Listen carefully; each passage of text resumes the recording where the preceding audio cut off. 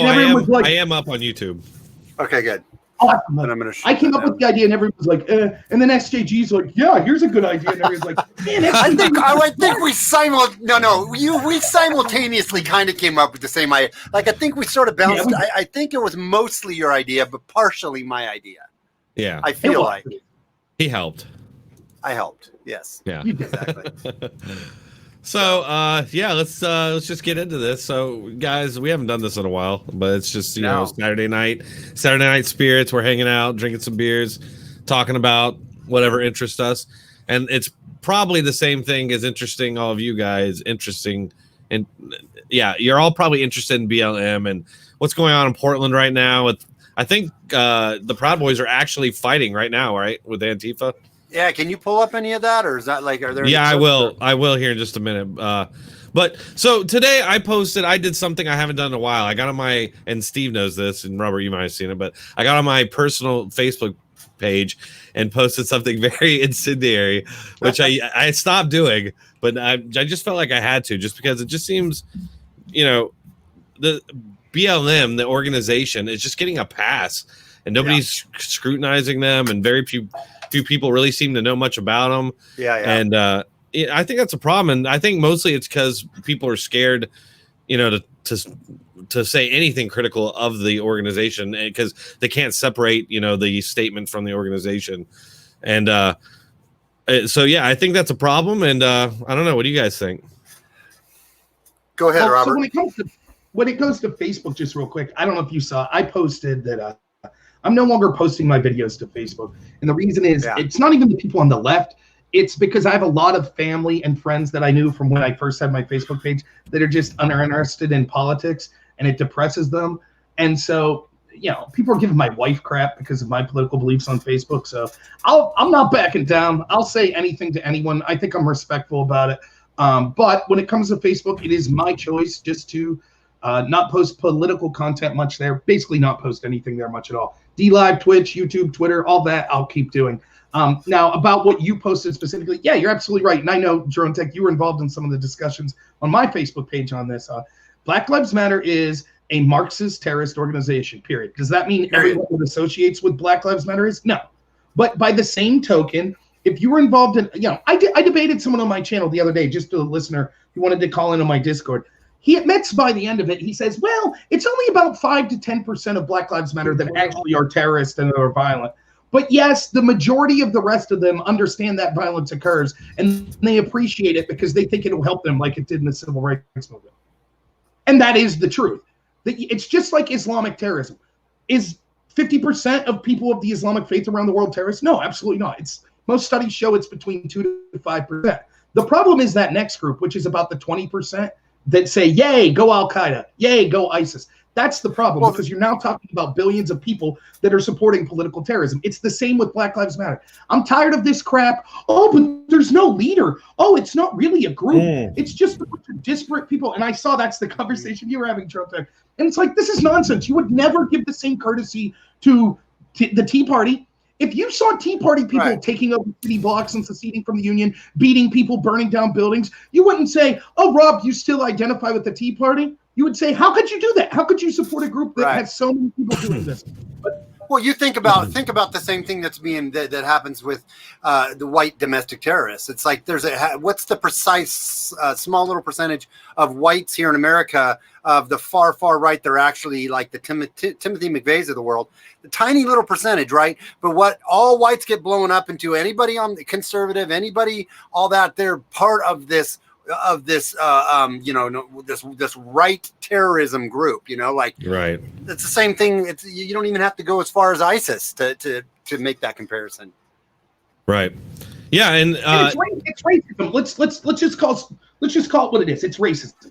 That's what's being preached. Again, I've been saying this, and you guys know this. We've talked about this over a year ago, probably. The problem with Antifa and Black Lives Matter, it's not just that the violence that occurs with them or their racist beliefs. It is that they have support in mainstream institutions with power.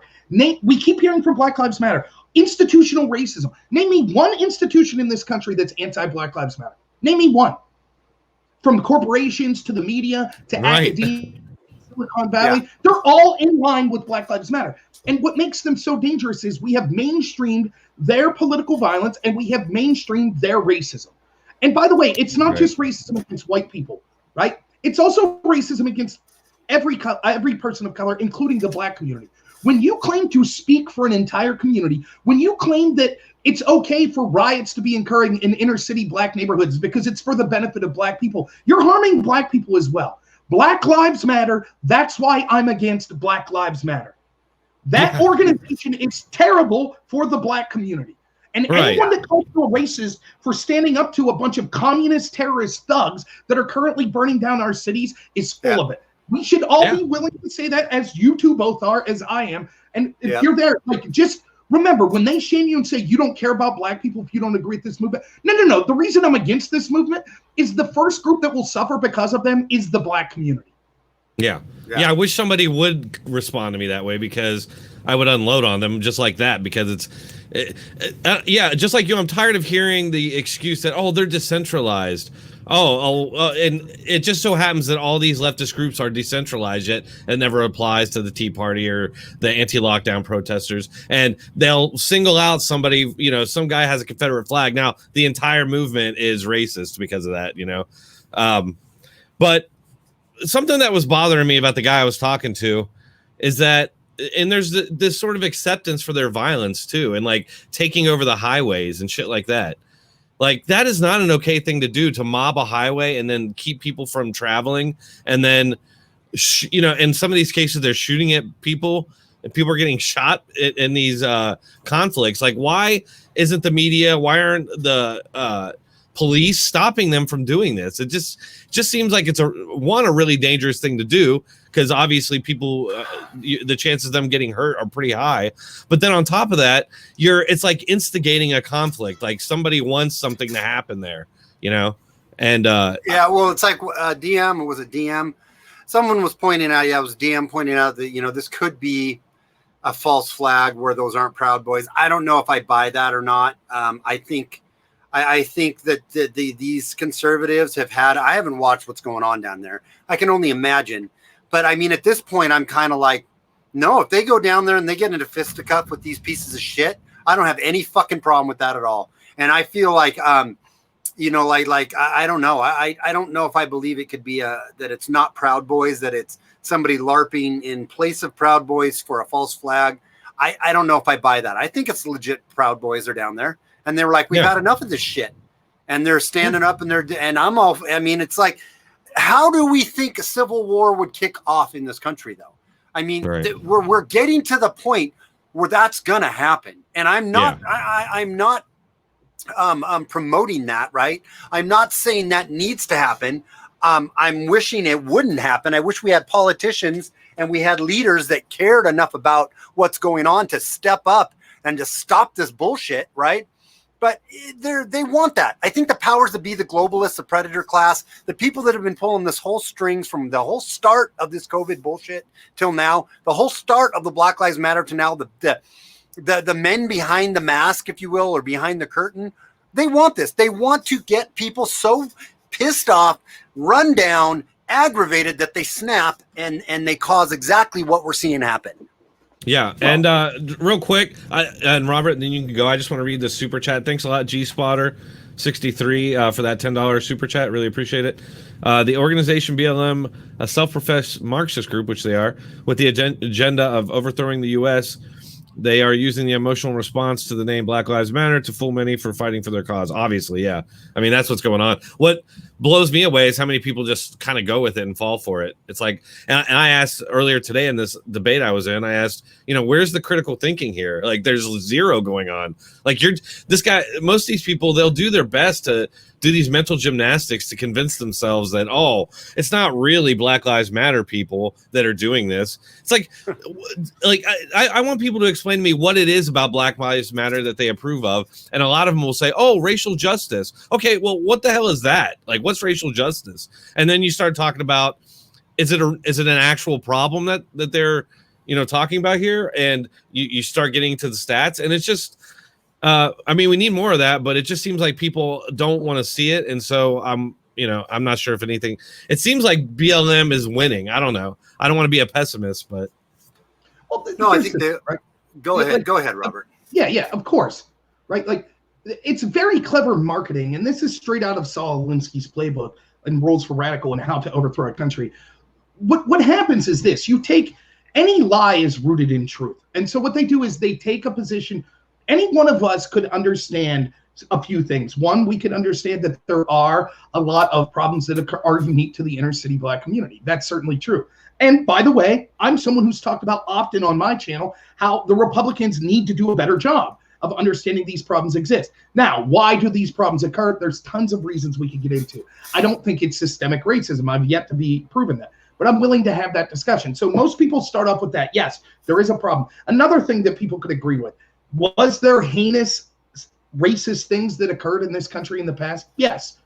Were those done by people that were white to people of color? Yes.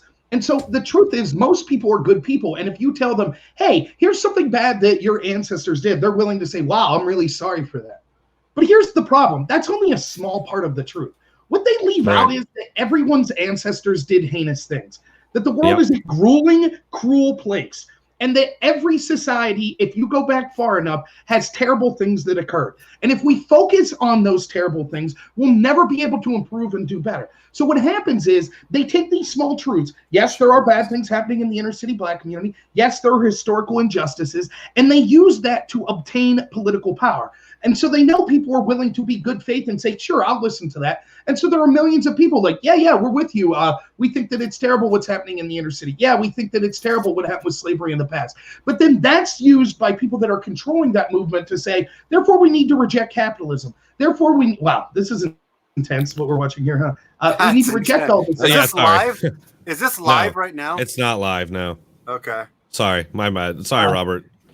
Oh, no. That's just it. That's what I was going to say. So what happens is, yes, are there people that support Black Lives Matter for disparate reasons? Absolutely. But the theme that's going through it is this Marxism. It is the people that have institutional power that are supporting Black Lives Matter, cheering or deflecting for political violence done for a political cause. That's called terrorism. And that's what makes them dangerous. Yeah, exactly. If you believe in helping these problems of the Black community, you don't have to support Black Lives Matter. You could say, no, I think there are things we could do, but you don't have to support an organization that has institutional backing that is willing to be racist and willing to use terrorism to achieve their goals of eliminating our system of capitalism. Right. Yeah, and real quick, not to sidestep here, but did you guys happen to see the video Crowder just recently put out where he called the Mashable editor? And to call her on, well, they had their Australian bureau wrote an article about Crowder getting his YouTube channel back and made a bunch of claims that weren't true. And he was calling her about it and saying, hey, what's going on? And they kind of got into a little debate about whether or not Black Lives Matter is a terrorist organization. And the Mashable editor is like, oh, well, what's the definition of terrorism though? She's like, it doesn't apply to them. What is it? Like, as if she was calling him out on it. And it's like, do you not know the definition of terrorism? You're an editor of Mashable and you don't know, like what you just said. Yeah. It's so clear cut. It's, using force and violence against civilian or, government forces to push a political agenda. And that's exactly, some of their leaders have straight up said that there will be violence. We'll burn it down if you don't, acquiesce to our demands. So no, I have a friend that is let me go back to this one, who is a Portland police officer, right? Holy crap. And hey, real quick, I'm sorry. I don't mean to stop you, SJG. That's okay. Real quick, just before it goes away, somebody gave $50. So thank you, Eric Milan. And you said, hey, Drone Tech, longtime follower. Are you aware of the boat parades going on in Florida? Yes, I am. Looks like the silent majority has never been bigger. MSM does not cover events like this. What is your take? Yeah, we'll get to that as soon as SJG is done. Good. Sorry. Anyways, I talked to him a bit on Facebook. And number one, I asked him, I go, so how do you feel about a week ago, I asked him, how do you feel about the federal agents being in there and helping the cops? Because I wanted to know what the cops felt about it. And they were all like, we're fine with it. We're fine with it. We're happy to have them. But he posted what it was a piece of paper a little flyer that was put on their East Precinct like 2 weeks ago when their East Precinct got broke into and got, tried to get set on fire and got demolished. And the East Precinct, this was from Black Lives Matter, and this is not a peaceful protest.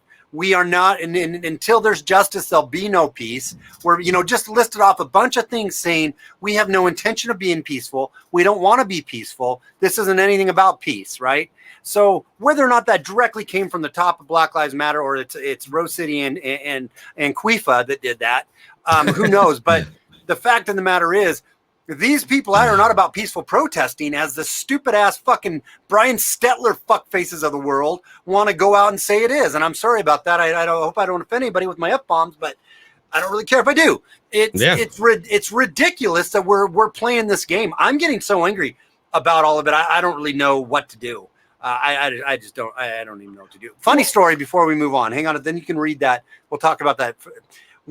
Somebody just subscribed to my channel, and his name was Williams. I forgot his first name, but I typed in, I meant to type in thanks Williams for, subscribing, but I forgot the T.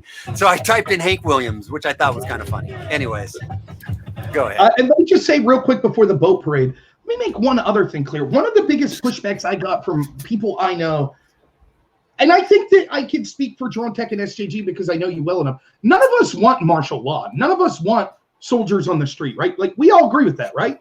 Like, absolutely not. Yes. We don't want abusive police or military force on our streets. Right. When I typed way back in the day, when I started doing videos back when this George Floyd stuff started, and we saw what was going on in Minneapolis, New York, DC, and other places, and you saw mayors like de Blasio in New York say, oh, we had to pull the police out, and you just watch these cities burn. Look, our deal, the reason we have government first and foremost is because as a collective, we've given up some of our rights and some of our property in the form of taxes for basic functions that we think that we can't do as individuals, but we need a collective. Infrastructure might be one, border security, fighting foreign wars, and keeping us safe is the number one thing. That's the deal we have with government. When the government is unwilling to keep us safe, there is no need for government. And so the local government was unwilling, de Blasio's unwilling to have the police keep people safe. And so I said, then perhaps it was time for Trump to send in the National Guard or some form of federal troops. I was told by all sorts of people that have known me for years, what happened to the civil libertarian? What happened to the person that was critical of police, over-policing and things like that? Let me be clear what my position is and what's going on here. I don't want troops on the street. I don't think it's a good option. However, it's the best option because the people that run these police forces, and I debated this guy Destiny on Twitch, I've debated at least half a dozen people that have full-on admitted this when I finally got around to pulling it out of them like the Yankee team. They want the riots because they think it hurts Trump. Right, yeah. And so they want, for them, they have this caricature of Trump as this dictator in their mind. So they want Trump to be dictator-like. They want Trump to send troops on the street. That's who wants troops on the street. It's the left. It's the Democratic Party. It's not us. We just say that it's better than the alternative. And you want to know what the alternative is? The alternative is a bunch of business owners in New York or Minneapolis or DC or Chicago, insert any of these cities, Portland, Seattle, they're going to come together and say, get your guns. We're going to take care of this problem. And then we're going to see real pogroms. Then we're going to see blood on the street like this country hasn't seen for decades. We're going to see dozens upon dozens of people shot and killed in one incident. That's what's going to happen. And you people that are turning a blind eye to these riots or saying we don't want police to deal with it, and we certainly don't want the National Guard or federal officers to deal with it. That's what you're pushing for. And when it happens, you'll have the disgusting, smug reaction of, oh, look what the right wing did. Yeah, exactly. Yeah. They're just going to blame it on us. They're trying to, right. Exactly. Yeah. Yeah, they're trying to instigate something because they know that the media is just waiting for it too. It's like, it's horrible. I would like earlier. I hate to keep going back to this debate I was having earlier, but we were talking about the specific incident, which he didn't know about, of course, where this BLM member shot at a car and ended up hitting two other BLM members. In that incident, this car, this blue Jeep, drives through. They're taking over the highway unlawfully, by the way. They didn't have a permit, and I was watching a live stream where they're like harassing people in their cars that have stopped, and this blue car starts going and takes off, and everybody gets out of the way, and you can actually see the guy slow down so people can cross. So he was obviously not trying to, but they shot at him. And yet, when you read the news reports about it, if you can find them, he was trying to run people over. Well, they make it look like he's the bad guy, and it's like, why are these people taking over a highway, like the main highway in Austin or in Aurora? Like, and this it's like what happened in Seattle when the dumbasses went out on the freeway, and that dude just for record, the African American dude goes ripping down the highway and plows into those 2 white girls and kills one of them. It's like, if you play stupid games, you're gonna win stupid fucking prizes. If you're gonna walk your happy dumb fucking ass out onto the highway in the middle of the night, and some drunk, deranged, confused person comes ripping out and rips into you, that's on you. That's on your dumb ass for getting out there. Just imagine, if you're watching and you're on the left, you might be thinking, well, can't you just be respectful if they're blocking the highway and turn around and go somewhere different? Let's ask you that question. Let's say that a bunch of white Trump supporters go into inner city Chicago to a black neighborhood and start blocking the street and say, no, we don't want any black people traveling down this street. You go ahead and turn around. I will guarantee you that every major news station in this country would be there going, look at these racists. Who do they think they are, restricting people's rights to travel on public property? But when it's the reverse, when it's Democrats and they put up these, military-style checkpoints where they're armed now, telling you that you can't travel on a certain road, we're all supposed to just be like, oh, that's a very reasonable request. That's garbage. And I'm not going to listen to people that have no authority over me tell me where I can and can't travel. Ridiculous.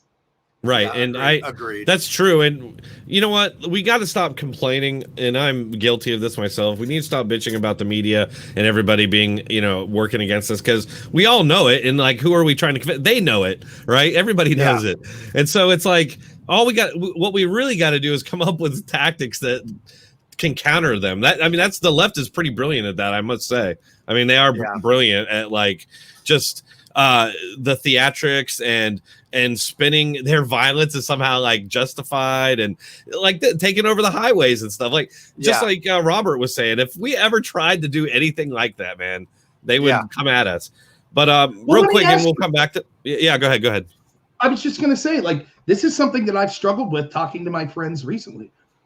I have been steadfast in that I am against political violence. I still am, so don't misinterpret me. I'm against it coming from any side. I'm trying to take the high road. I'm trying to have reasonable discussions. It's designed to turn you into an asshole, though. Go ahead. Well, they use that against us, by the way. They use our Go ahead. Go ahead, Robert. Let's just take a simple situation, right? Did you see the Goodyear story where a slide got released from Goodyear's like PR team that was like, oh, we support Black Lives Matter. You can wear Black Lives Matter, but you can't wear a MAGA hat or a Blue Lives Matter shirt.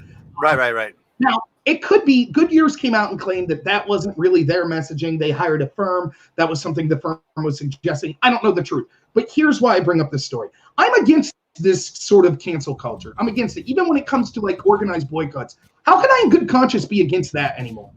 Like, we tried it the polite way. We tried for years now to say, no, we won't do that to you. The truth is, they're not going to learn until they're victims of the pain that they cause on others. When they cancel you, when they go through your Twitter feed and look for something you said when you were in high school to ruin your life, they think that it's funny and acceptable and awesome and moral, and they don't learn until it happens to them. So I'm still going to say, don't do it to people. I don't want you doxing people. I don't want you canceling people. I don't want you using violence on people. But karma is a bitch. And what's happening is you do this, when you do this one-sided crap long enough, people like me lose clout. People like me that want to solve this sensibly and have a marketplace of ideas, we lose because the people tired. But that's what they want, Robert. That's what they want. They want us at that point where we're like, fuck it, let's go. Let's load up the guns and let's get after this. Let's do it. That's what they want. They don't want us having reasoned, logical discussions on this and coming to reasoned, logical conclusions. They want a divided population because, number one, we're easier to control, and then we'll do the dirty work for them. We'll go out and we'll kill the left and they'll kill the right, and we'll end up. And then what does it do? It gives them the right to come in with a heavy-handed authoritarianism over the top of us to stop it all. left and right, and to squelch all in total, uprising against this. Oh yeah, that's what's happening. It's just gradually happening. They're slowly, and it's hard to imagine that we're going to win this. Unfortunately, I hate to be pessimistic, but it's like they're in the schools. I mean, I'm worried about what's going to happen. My daughter's getting ready to go to start kindergarten, and now I'm already starting to hear that there is BLM stuff that is going to be like literally taught to the students. Like I already suspected that because the superintendent put out an email that just read like it was from BLM. So, and that's concerning. Now I'm going to have to go into these board meetings, which maybe I'll do streams of those or something. You should. Get a viral video. They're all hubris is their worst enemy, though, because here's some of the things that are going to happen. So because of how understand this, the number one weapon that these Marxists have, these anti-American globalists, the number one weapon they have is the indoctrination and the total and complete control of our education system. You think it's just college. It's not. Your preschoolers are being taught this crap. Your kindergarten, K through 12 are being taught this crap, and your tax dollars are going for it. You go back and see me videos years ago screaming, defund the schools. Any school that's unwilling to allow conservatives on campus and mobs them, we should not give one tax dime to, period. But no one's listened to me. I mean, you obviously, we've all been saying that type of stuff, but what sort of power do we have? However, their own hubris is going to be their undoing. Why? Because the teachers union, which is one of the biggest threat, and I mean this in all sincerity, the teachers union is one of the biggest enemies to the United States of America. I'm not saying if you're a teacher, maybe you're a great teacher, but you need to rein in your union because they're terrible. They're talking themselves out of a job, real quick, aren't they? Isn't that smart? So the one tool that the radical left has, education system, they're actually showing you right now during COVID by them saying, oh, and we don't want to go back to school, and we basically don't want to have to teach kids online, but we still want paid. And we still want your tax dollars. We still want your tax dollars.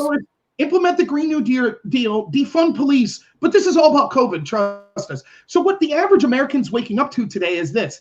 Wait a minute. We don't need these teachers. We don't need them. Why don't we just take that tax money that we were spending, give it to the parents, and allow the parents to pursue an education for their children? But time out on that. Let me speak to that real quick. But that's not. I don't think that's exactly what they're wanting to do, because they are making it so difficult to do homeschooling now. And there's even talk of regulating homeschooling so much that they don't want to be able to have kids in the schools, but they want to have total control over the kids, because we're homeschooling our daughter, right? She's going into 8th grade and we're homeschooling her this year. Yeah. And we got a homeschooler curriculum online school for her that she's going to do at home through this independent thing. But all the hoops we had to jump through to get her unregistered, and my wife has been reading every jot and tittle about it and very detailed, and they make you send certified letters to make sure that your kid is not enrolled, and otherwise they're going to be up our ass about what school and where we're having her, what program we have her in. So they want, and it goes to the whole Zoom meetings where schools are saying parents aren't allowed to be in the same room with their kid when they're being taught, and can't be over their shoulder listening to what they're being taught. They want total control. They want to fucking poo-poo on the homeschooling. But I agree with you that this nefarious thing that the stupid ass teachers don't even realize their unions are pushing them out of a fucking job, because they're like, oh, you can't go back to school because you might catch the vid. You might catch the COVID. The Rona. The Corona, the vid. Which, by the way, I have a couple people that I know that are close to me now, finally, months afterwards, that have actually caught it. That my niece caught it, and her husband caught it. And they had a low grade fever, a little few body aches. That was it. They I've had colds and flus way worse than the COVID. And this is what we're fucking talking about, ruining the fucking world for over this shit. I'm losing my shit. That's why I haven't been doing streams or videos, because I don't even know what to talk about, because I'm so angry all the time. I can't straighten my thoughts out and collect them. I don't know how you do it, Robert. I really don't know how you do it as much as you do, because I would just rant, dropping F-bombs relentlessly, because when I get talking about this, it just makes me angry, really fucking angry. Hey, man, I was on it in March, wasn't I? I was right there. I said the biggest threat to our country isn't this virus. It's not even the economic decline. It is that so many Americans, even Trump supporters, are willing to give up their rights when the government says, oh, there's this unknown threat out there. And if we set that precedent, it will be used over and over. That's exactly what's happening. But just real quick, I agree with everything you said there. But the positive, like to discuss what you're saying, Drone Tech, the positive is more and more people are waking up every day to that one little fact that these teachers' unions are worthless. They're worthless. Here's another thing, right? I come from rural Pennsylvania. I've lived here my whole life. I've been talked about how I'm a 10-tooth rube that clings to my guns and Bibles, and I live in flyover country and how worthless I am. Well, because of the hubris of these establishment left-wing people, guess what? Our cities are dying. They're done. They will never be the same. New York City, Chicago, DC. Let's get this going, baby. They're done.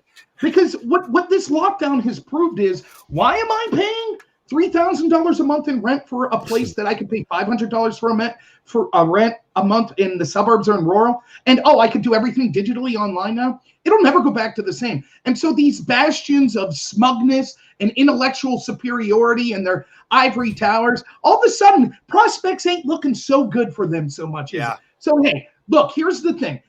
Are we going to lose short term? Maybe. We'll see what happens in 2020. Am I guaranteeing a win? Look, life's not a fairy tale, right? If you're religious, you win in the end if you believe in God. But other than that, life's not a fairy tale, and we may lose. That's the truth. But I know this. I damn well could sleep when I go to bed at night, because I know that I'm not judging people based on the color of their skin. I'm not defending violence because it helps my political side. I'm not unwilling to call out my side. I'll say whatever I think's the truth, come hell or high water. I don't care if I lose followers or not. But what's the other side doing? You know, the side that claims to be your moral superior, they hate you for who you are. They hate you for your skin color. They hate you for your political beliefs. They hate you for depending on what. And so I win in the end because I can sleep at night. I don't care what these scumbags that want to seek to divide us so that they control us do. And I'll keep fighting until the day I die, as far as I'm concerned. Yeah, amen. Man, preach it. Yeah, preach it, Robert. For sure. Like, I've lost so many of my old friends and stuff that all think I'm some sort of like racist. And to me, it's like, I'm the only one that stayed consistent. It's like all of you guys have like fallen for this ruse, you know? Yeah. So real quick, let me just give you the perfect example of that. You remember the Iraq War? I graduated high school in 2000. So 2003, I was in college. By 2004, I met all these left-wing friends in college. I was like, I became a Ron Paul guy. I was against those wars. So I was like, the Bush lied, people died. Woo! Rock against Bush. Bruce Springsteen. I was a punk. I would go to NoFX concerts and listen to them yell about Bush and the Iraq War. And then Obama got elected. And all of a sudden, all my friends on the left, their Nobel Peace Prize guy that was their savior, he starts dropping bombs at a record clip. He starts going with these wars. Now, 10 short years later, they're calling me going, Rob, you've changed so much. What happened to that guy that was anti-war? I'm still anti-war. Meanwhile, you're voting for the party that is excoriating Trump for trying to pull troops out of places like Afghanistan, a war that you protested 20 years ago. And now you're for the war. And these dumb people think that we've changed. Guys, you know what, though? I'm losing my faith in both parties, quite honestly. I think I'm going back to the lesser of two evils. And I will probably vote for Trump just because I think the inevitable will at least be delayed. Some of the inevitable will be delayed, but I don't even know if that's fucking true. Because did you hear what came out? And you all know, anybody who knows that my big hot button is a vaccine shit coming, right? And that's been my whole thing. I've been really researching Moderna and all this other stuff. And that and the Marxist cultural takeover of our lives and our culture, that also is my hot button. But this vaccine thing is my real hot button. And Trump came out today and said the Democrats and deep state FDA or somebody in the DA is trying to slow down the vaccine until after the election. Meaning, he wants to rush it along when that's a complete Playhouse 97, because the FDA and a few months ago, all the left was like, we need the vaccine. We need the vaccine as fast as possible. And Fauci was being the smart little weasel that he was, playing the ground. Well, it's going to take 12 to 18 months. And Gates comes out and goes, well, it takes 2 years. I mean, if we're really lucky and we get it done in 12 to 18 months, we're really lucky and get it done by that time. Yeah. We know that the left and the Bill Gates crowd of the world that's been pushing the vaccine, they want this vaccine out as quick as possible. And this whole ruse is just to get everybody not rouge, that'd be the color of your skin, but the ruse is just to get people vaccinated because he wants to jab us with this fucking crazy ass mRNA messenger RNA fucking vaccine. But now Trump has been pushing that, and he's like, "Oh, we're gonna have the military ready to give it to you." And he talks out of his mouth this way that it's gonna be ready to go, and while the military, but not everybody will need to have to take it.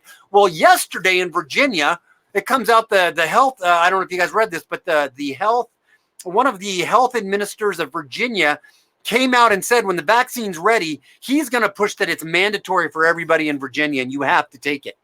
I don't know if you read that or not, but I can get the article for you. I did see that. Yeah, I did see that. The mandatory vaccine. That seems weird, right?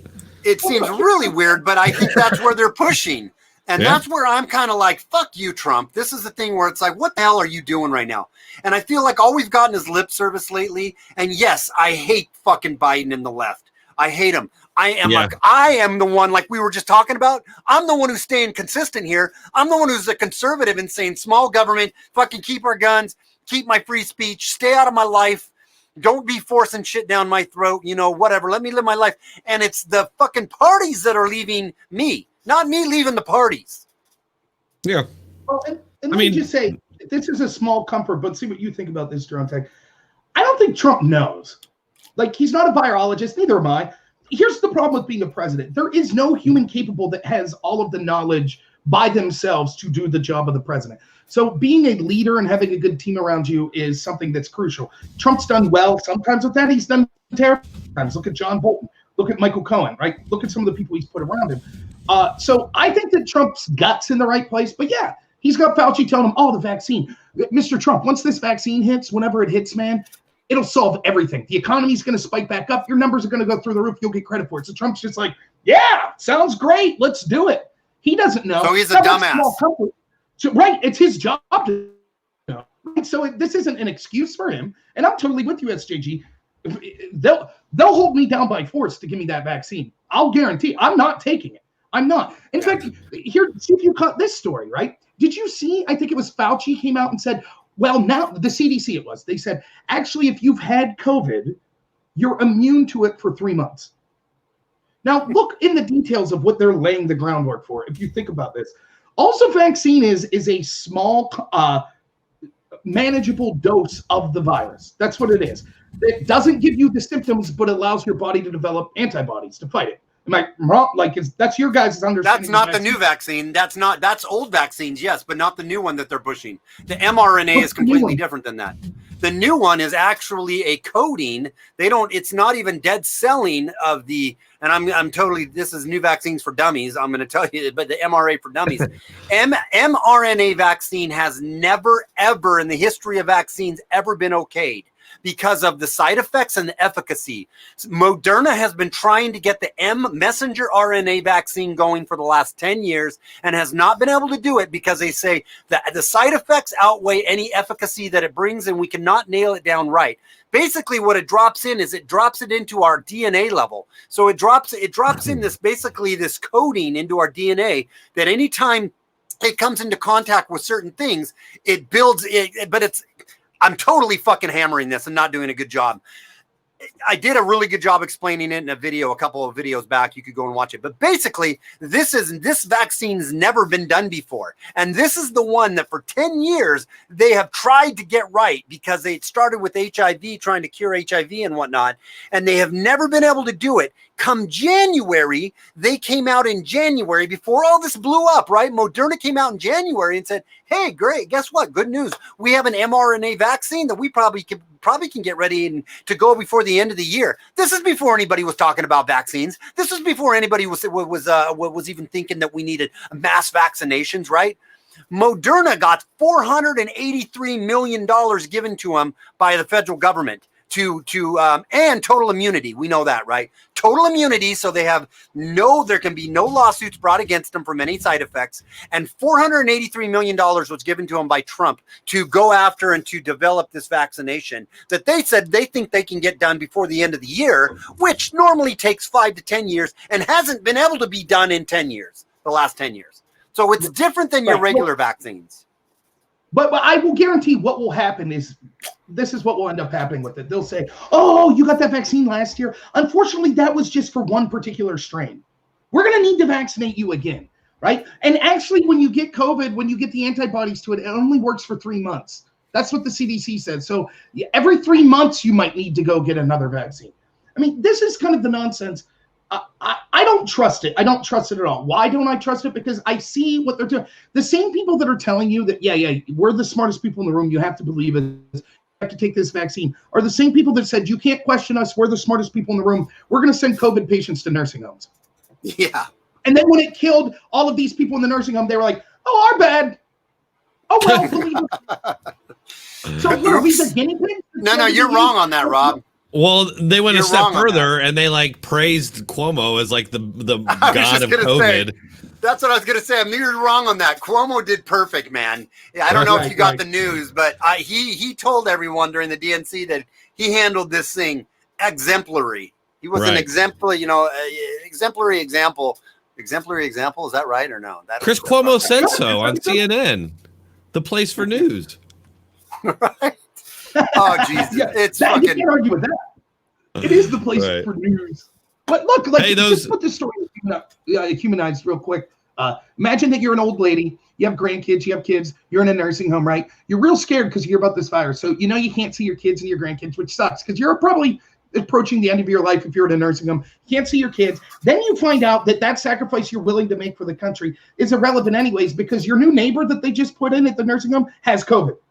And they lock you in. And you can't even talk to your family. And so then you get sick, and as you lie in your deathbed thinking about your life and how all you want to do is see your kids one last time, you're not allowed because Cuomo said, oh, we can't risk spreading the virus. We can't leave your family come in. And then the last thought that goes through your head is your family doesn't even get to have a funeral for you. Now, that's abuse of a scale that you can't imagine. That is disgusting, despicable. Just some of the alliterate all you want with any D word here. But it's unbelievable. That's literally what these Democratic governors did. And now we have to pretend that they're somehow the moral authority. Yeah. No, it's a shit show. It's a complete and total shit show. A ridiculous shit show. You gonna take the vaccine, Jerome? Probably not. No. No, you're not gonna take it. I definitely don't want to be one of the first people. I will come wherever you are back down wherever. I don't want to say it on camera. Let me tell you, let me kick you in your ball sack. Yeah, I mean, I've never gotten a flu shot, so I don't know why I would start. So with an untested one pushed through by Gates, we should be able to trust Gates though. Gates is a philanthropist. He wasn't a seedy ass, shady, tech engineer kind of right until his reputation went to shit, and he came out. He went through PR school, got himself a good PR person, and came out as a philanthropist that wants to lower the population of the world, but also wants to save the population of the world through vaccinations. Yeah, that makes sense. Right. That makes good sense. Yeah, you know what? I'll tell you what really is just like the cherry on the shit sundae of all of this. It's just the fact that when you're talking about, going outside and events and stuff, we keep seeing these like mass protests, and what do you never see? You never see any sort of like concern about it, or nobody in the media is like, oh my God, these BLM protests or these Antifa geez, they're out there spreading, getting in these large groups. God, I wish you don't see any of that. So it just, I mean, that's for me, that's like the main thing that tells me it's not what they're trying to say. The virus is virtuous. It can tell if you're virtuous. And if you're virtuous, it will not infect you. Well, right. I think their whole reasoning is, they're fighting racism, and that has interest in the public health. But they're not fighting racism, and you're full of shit. It's just like they are racist a lot. Not all of them. There are genuinely good people that have good intentions, but are just dumb. Ignorant, or they're just not informed. Right. They just don't know any better. And they're virtuous. They want to signal their virtue. A lot of people do that without, I probably did it. Maybe I still do it. But before I heard that term, and I look back and it's like, man, yeah, in my more like left-wingy days, man, I was doing that all over the place. I don't know about you guys. Certainly. Yeah. Here's the deal with COVID. Let's be honest. It's difficult. The science, once you start to get into I always liken it like this. Like, I can't fix a car to save my life. If I take my car to the garage and they're like, hey man, your Johnson rod broke. It's going to cost $4,000. I'm just going to be like, oh, okay. like, I don't know. So like when you do a lot of the science stuff, like, you know, virology and stuff, the average person doesn't know. So just ask yourself this. If you're watching, you're like, geez, I don't know. I hear that, you know, these three talking about something. I hear other people. Just ask yourself this. If you had to name the 3 states that have done worse, just by how many people have died per capita, what would be at least the top 2 is New Jersey and New York, easily, right? Like we know that. More than 10 times more people per capita have died in New York than Florida. So the premier guy in our country that's leading the scientific fight against this virus, Dr. Fauci, he gets to pick from 50 states to say, which state do we think we should all model ourselves after to do a job? And he points to New York, the worst state. So if that doesn't tell you that everything that guy says is bullshit, I don't know what will. And like you're saying there, John Tech, I don't swear often. If you watch my video where I said it's war, right, I did drop an F-bomb in this subject. If your argument is, I'm a scientist, I know more than you, large crowds transmit this disease. Oh, but not if the crowd's chanting Black Lives Matter, then it doesn't transmit this disease. Fuck you. Did you see his exchange? I don't believe anything you say after that. You know? Do you remember his exchange? I think it was with Jim Jordan or Matt Gaetz, one of them. Did you see that when he was doing the hearings here recently? Let's see, Jim Jordan. And he was pressing him on the whole, like, and he just did not want to say it, man. It was like pulling teeth. It's like, what's going on here? You know, why would he not say that? Even that answer, right? Like, John, like, honest to goodness, you know, I do a bunch of debates. I'll be doing one Monday here with a bunch of left-wing people, right? Right. Like, they truly all the time. Oh, all the studies show that the Black Lives Matter protest and riots, they didn't spread the disease. They didn't do it. That's what the studies show. And you just look at them dumbfounded and you're like, okay, even if you believe that, who's the guy we're supposed to trust, Dr. Fauci? Even in that garbage statement that he gave, he was like, I'm just saying gathering in crowds should be discouraged. Okay. Right. That's Black Lives Matter. This. That's Black Lives Matter. Yeah. That's the head guy saying it in front of Congress. Don't gather in crowds. So yes, just because a bunch of biased contact tracers lied and said that, oh, no, these crowds don't spread it, doesn't mean that it's not true. It's selfish. If you believe, think of how selfish you have to be to believe. I don't want other people going to work. I don't want them to go to funerals. I don't want them to go to church because there's a virus out there that's so deadly it could wipe us all out. But I'm okay when I want to go out and march for my cause. Think of how selfish it makes you. And you know, they can say what they want, even if it would be true, which it's not, that it's somehow, if you're marching for Black Lives Matter, somehow the COVID's so smart, it knows not to spread if you're chanting Black Lives Matter. Even if that were true, again, it's not. They didn't know that. When they decided to get in crews of 100,000 and go out and protest, they didn't know that protest wouldn't spread the virus. In fact, all of their leaders, all of their experts said going out and protesting would cause the virus. So it started with a, what's the word I'm looking, selfish. They said, yes, by me going out there, I could spread this disease and kill millions of people. I don't care. I'm important enough, and what I believe is important enough that I don't care. Yeah. And that's just like they want to. It's hilarious to me. They want to blame Trump for anybody who's skeptical about what they're hearing. When it's like, once again, it's like look in a mirror when you're saying that, because Trump. I mean, he may play a part because he had. I mean, I'm not a guys. I like Trump, but I'm not like a lockstep Trumper. You know, when he does things that I think aren't the smartest thing, I call him out on it. And like, there's been times. I mean, the whole mask thing. It's like, now look, you guys know.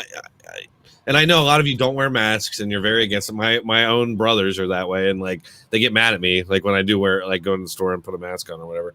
But I've been saying on my videos for a while that like you should just, I mean, at the beginning anyway, when this all started, that hey, just wear it and it's not that big of a deal and or whatever. I mean, now I look at it a little bit differently, but for them to say that Trump is to blame for people being skeptical about the masks and everything, I mean, come on, like.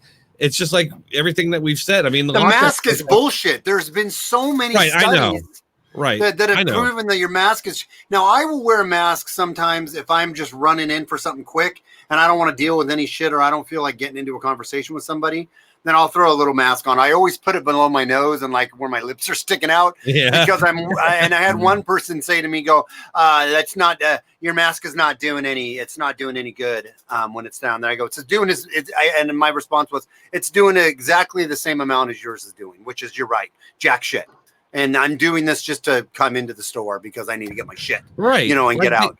But masks are. It's all for programming. That's all the masks are there to do, is to program us, to get us on page and to get us ready and to show who are gonna get in line and who aren't gonna get in line. Yeah. That's all it is. It's a mental fucking program.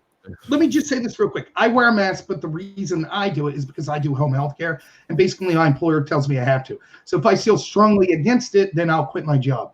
But I need my money, so I wear a mask, even though I don't think that it's effective. Also, I'll wear a mask if I'm going into a store and I know that it is the store's preference that I wear a mask. So if I'll either avoid that store, which I try to do, or if I have to go in, I'll wear a mask. Because I don't want to pick a fight with someone making minimum wage that has to be like, "Sir, can you put a mask on me? This is America." Right. Like, I don't want to do that person crap.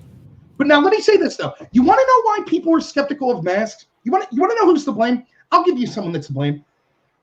Go back to late February and check out the Surgeon General of this country releasing a statement that said, "Masks don't work. Why are you wearing masks? There's no need to wear them. In fact, it could give a false sense of security, which spreads the disease. Leave the masks for nurses and other medical professionals that need them for other reasons."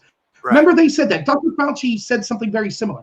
Then later, Dr. Fauci had to admit, well, basically, we lied to you. And the reason we lied to you was we were afraid that people would go out and they would buy all of the masks, and then the nurses and the doctors wouldn't be able to have them. But we did know that masks were effective. We just didn't want to tell you that because we thought that you would go buy them all. So right there, you have the premier medical professional fighting this virus in the country admitting, telling us he lied to us.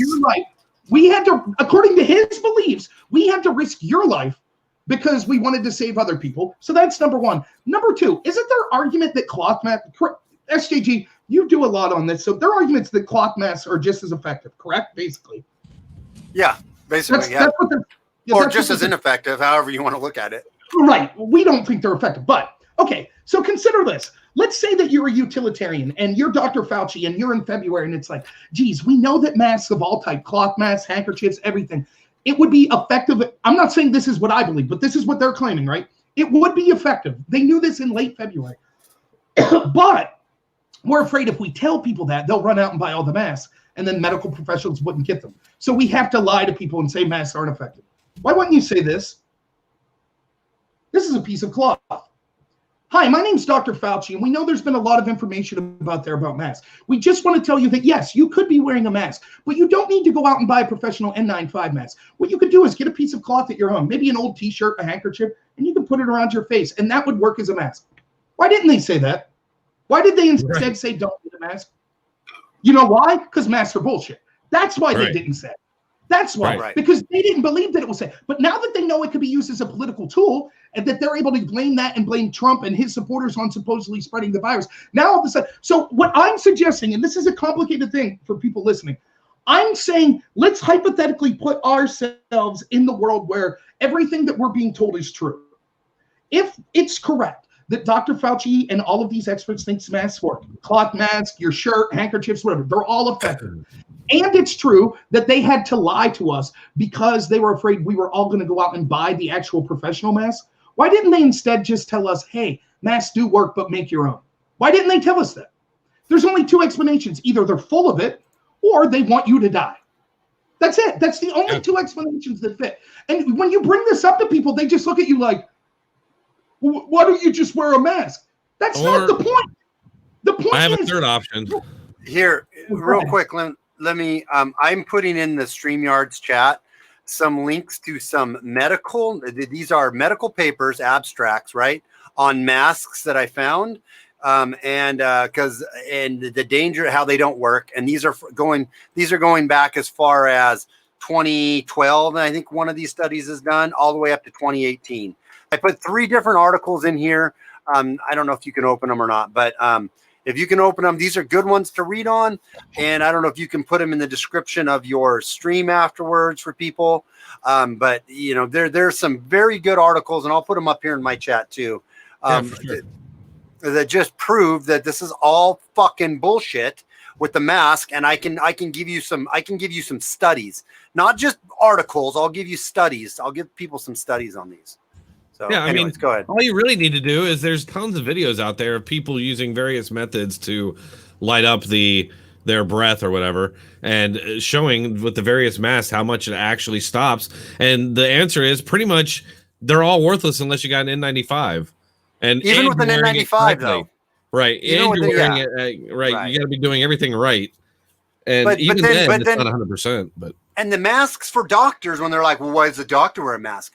That is for, and this has been clearly explained, that is for blood splatter coming up into your face as a doctor, and you putting spittle in a close proximity into an open wound, right?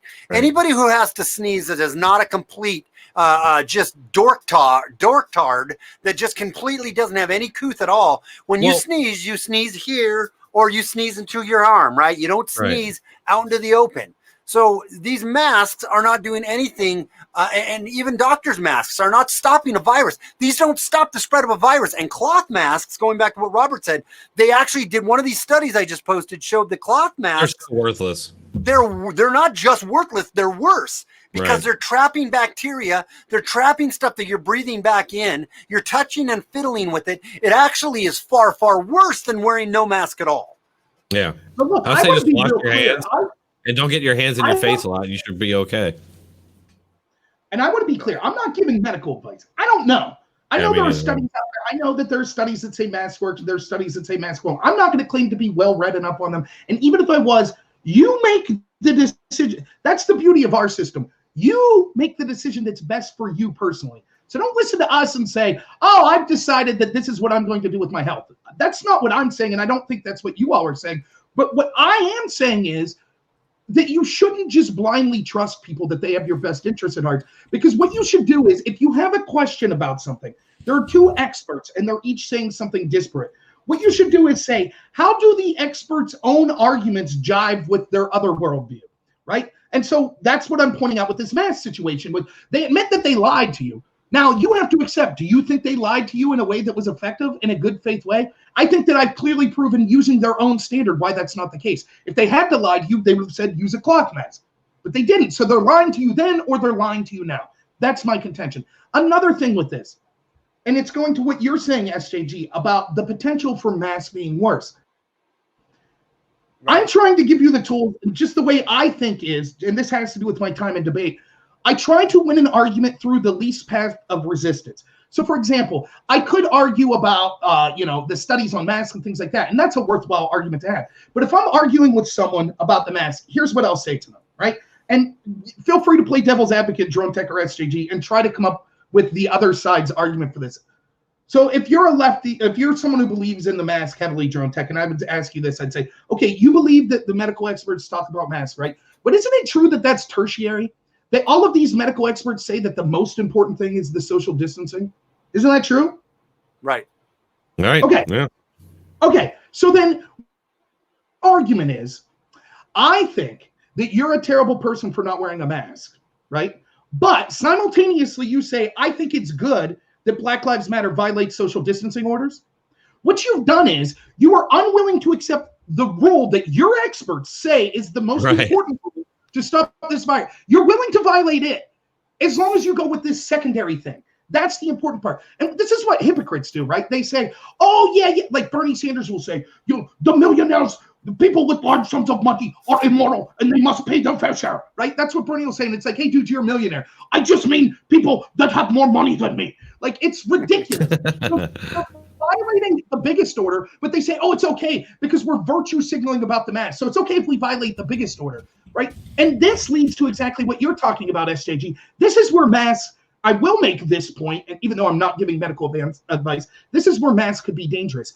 If you think, well, I could disregard everything the medical experts say as long as I'm wearing my mask, that's not healthy. That's garbage. Right. And that's what we see occurring on the left. And I swear, you ask these people, they'll say, well, what about Black Lives Matter protests? They'll say, they all had hand sanitizers and masks. It's like, oh, that's it? Hand sanitizers and masks? Yeah. I guess we could open the economy up then, right? No need for the lockdown. Right. Tell my friends that lost their restaurants that will never open again. Good news. You don't have to stay shut down anymore. All you need is masks and hand sanitizer. Oh, no. They need to stay shut down. Well, why are we even talking about mass mail-in voting if the expert, Dr. Fauci, said that everybody should be able to go in and vote?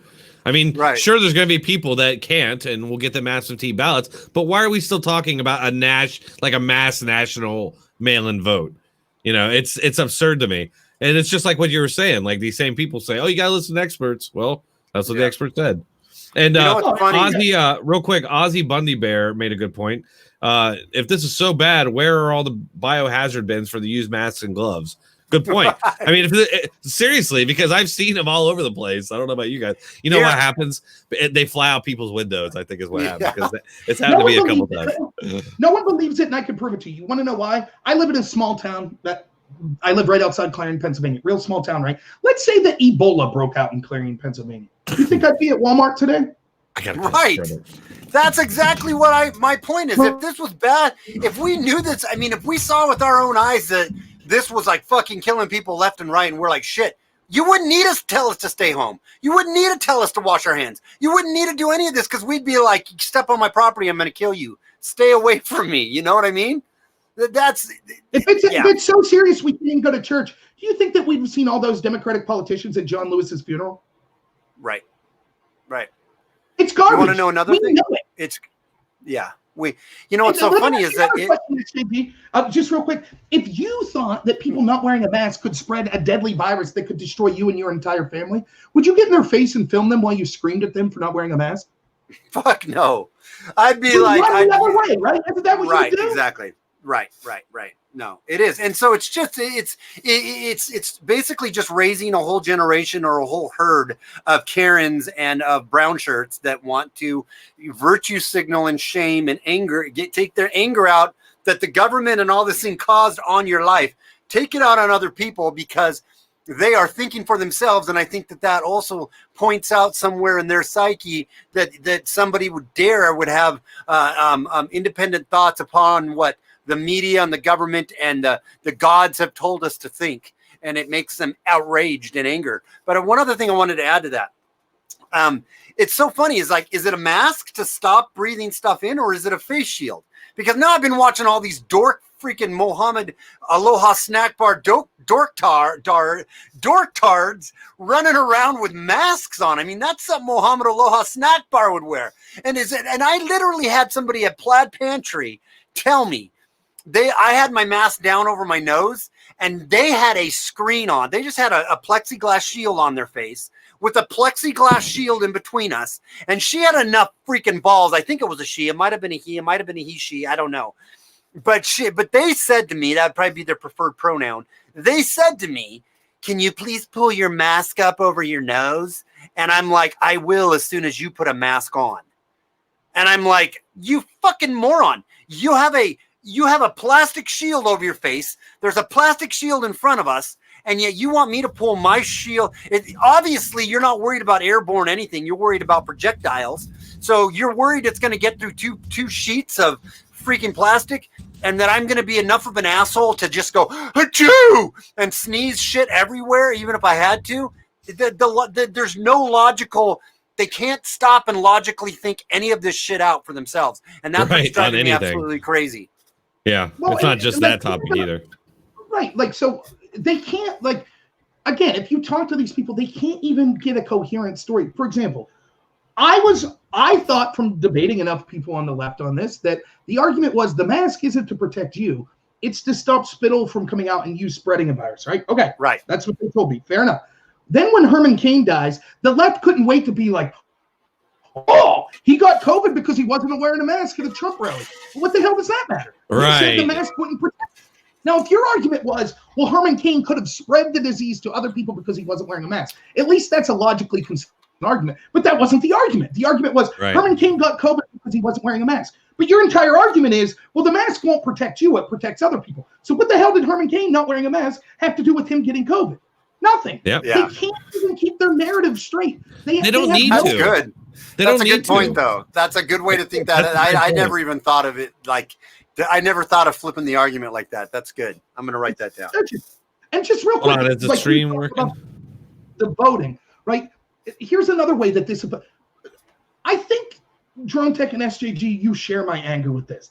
I don't mind people that disagree with me, as long as you're logically consistent, as long as you're not a hypocrite, right? So there is a way to not be a hypocrite with this. You could say, theoretically, I think we need these lockdowns. I think we need social distancing. And when Black Lives Matter violated that, I'm against it too. Now, I might disagree with you, but at least that's a logically consistent position, right? But what you can't say is, I don't think that you should be allowed to go to your non-essential job. I don't think that you should be able to go to church, but I support Black Lives Matter. Going out and violate, that's not consistent. And so we see this constantly. That's my anger with a lot of these morally preening people that I'm not claiming that I know more than you medically. I'm not giving medical advice. I'm just saying it's clear from your position and from the medical experts and the political leaders on your side that they aren't taking this seriously because they're not advocating intellectually consistent positions. Here's another example when it comes to voting. I'm supposed to believe that supposedly Donald Trump is personally stealing mailboxes and crushing the U.S. Postal Service because he thinks that mail-in voting because of COVID will be up and that will cause him to lose. Stupid as it gets, but fine, whatever. That's the argument. Trump's trying to dissuade people from mail-in voting, and therefore that proves that he's corrupt. Well, as you correctly point out, SJG, their own expert, Dr. Fauci, said that it's safe to vote in person, right? That happened. Is anyone in this chat or any of you or anyone listening to this, are you willing to challenge me on this point? Take fraud out of the equation because I don't want to get in an argument about that. If you are going to vote, what is the most effectual way that you're to make sure that your vote's counted? What would that style of voting be? Be in person. Go walk your happy little corona-fitted ass into the fucking thing. Go put your behind the curtain, pull the thing, or a paper ballot. Right, piss all over the ballot and give it back to him. Right. In person. That's what I'm saying. Yep. Yeah. Well, I knew the answer to that, though. I just want to say I don't understand Trump's messaging real quick on this because he's focusing on the fraud when really he should be focusing on the fact that most people's a large percentage of people's votes are going to be lost. But anyway, I'm sorry. Yeah. So that's I think they're setting him up. I think they're set. You know what? I said Trump wasn't going to win. Now, after I've watched the DNC convention, that okay. So, quick story. We should talk about that too at some point. So, yeah, let's kind of segue. Well, I watched real quick. Yeah, Robert. God damn it, I'm talking right now. Yeah. God damn it. Go ahead, Robert. Just kidding. Go ahead, Robert. I'll segue after you. No, you go. Quick. You go, Robert. If the argument is that Trump is against mail-in voting, and therefore he wants less people to vote. Which side is it that's dissuading people from voting in the most effective way? Right. Yeah. That's what I don't get either. Are you an idiot out there? Yeah, I don't understand why so many people are like, yeah, we need to mail in vote. It's like, and it's funny. I've gotten into a couple arguments on Twitter with people over it. I know why, and I'll tell you why. I got to. Well, I'm just saying, like, I'll mention that. I'm like, why? Like, why aren't you more worried about votes being lost in the mail? Because we've never done it this way, and then suddenly they drop off. It's like they didn't think of that. Here's my conspiracy theory: they are planning on the people who picked the president, which isn't us. Are wanting Trump to be in office because they're not quite done dividing the nation and causing total and complete turmoil in our nation. So they're pushing the mail-in voting because they want to be able to make sure Trump does win because they want that fucking division because they want to see the country burn. Yeah, I mean, I'm trying to bring it up here. I thought I had it up, but you should hear some of the rhetoric coming from the media right now about, if Trump wins, it'll be the end of democracy. And, Trump and his supporters, they don't want to do away with democracy as our form of government, even though that's not our form of government. It's, and it's like, they're really pouring that on. Joy Reid said something like, if Trump wins, it'll damage our democracy forever. Like, they're already setting it up so that if he does win, they're gonna it's gonna be, man, you guys think it's bad now. I always wonder, there's no way it can get worse than this. It can get worse. And let me just say, just going back to what I was saying there. So taking fraud out of it, we know that the numbers are plain as day. You can see as high as 7% of ballots are rejected or lost. So if the Democrats are the party for we want every vote to count, correct, then why wouldn't they be suggesting in-person voting? Well, because of COVID. Okay, then fine. If that's, let's delay the election until COVID's done. Right? We want to make sure everyone's votes counted. Go ahead, say that to them. See how much they give a shit about counting every vote then. Their heads will explode. Delay the election? That's authoritarian. You can't do that. Oh my God. Now all of a sudden counting every vote doesn't matter, does it? Come hell or high water, the first Tuesday in November, that vote needs to happen because that's the Democrats' chance to get power. So they don't care. Right. They'll make every excuse in the world. Whatever it takes as long as we have our chance to get power. That's how you can prove. They're throwing everything at it, man. They're throwing everything at it. They are. Yeah. I mean, they're pulling out every damn stop. So I have something to say here. Why I think the DNC actually is trying to lose. They pick Biden, right? They pick Kamala. Were the two horrible fucking candidates, right? That are just even between them is completely ridiculous. If you go back to listen to what Kamala, Harris had to say the other day, or back during the debates about her running mate, right? But then you look at what their shit show. Who put together those live streams? That was the cheesiest shit I have ever seen in my entire life. We could put together a better, more well-produced stream than what the DNC did. They had that one gay boy tranny dude up there singing that Buffalo Springfield song. And so I had my video blog. I hadn't watched any of it. I watched highlights of it, but I didn't watch any of it live until last night or the night before, Thursday night, when I caught the very tail end of the DNC. It was Joe Biden. It was Joe Biden's YouTube channel, and it was the after party. And they had this cheesy ass DJ on a Costco foldable table that was folded out. You didn't no tablecloth over this table. Just a folded out Costco table, right? 1995 table they got at Costco. He had his mix and stuff on there. He looks like he just got him off the street. And he's DJing all these stupid ass songs. And he's, doing this. And he's wiggity, wiggity, whack, whack, whack. Oh, yeah. And then he leans up to the mic. He's like, all right, make sure you guys all get out there and vote, man. We got to get Biden in office. Wiggity, wiggity, whack. All right, guys, we got to get Kamala in office. Kamala's the best. Whack, whack, wiggity, whack, whack, whack, whack. And this is their after party on Joe Biden's YouTube page. And there's 8,000 people watching this stream. He has 127,000 subscribers, and 8,000 people are on this stream watching the DNC after party on his channel. And I'm like, are they? And it is so bad. The green screen isn't even right. He's got a green screen behind him. The coloring isn't even right on his green screen. This is the freaking DNC. And then they do the stupid thing where he shoots up like a rocket and he's flying through the air, right? And he looks at the camera and he puts his mask over his neck gate over his nose and he smiles at the camera and then he's flying and then they put him back into the green screen and he does some more wiggity whacking. And that's their after party. And you're telling me these are serious people that seriously want to win this election? Fuck no. I think they're trying to lose. I think they're trying to lose. Well, I wonder. Wouldn't be hard to beat Biden's Trump. a terrible candidate. I wonder. Kamala's terrible. They're both terrible. Terrible. I don't get it. And but they're trying real hard to hide him. It seems like they want to win. I don't know. They're really trying hard to cover for him. I understand that conspiracy theory of it. I do think they're trying to win, though. But I could see what you're saying. There could be truth to it. What they're trying. So you might think they're trying to win. How do you explain this? You want to know how I explain it? Because you want to know what makes us people say what you will about us. You want to know what makes us be able to defend our position, even if we're wrong about something, because we're constantly challenged. Because every institution in this country is geared towards disagreeing with every word we say.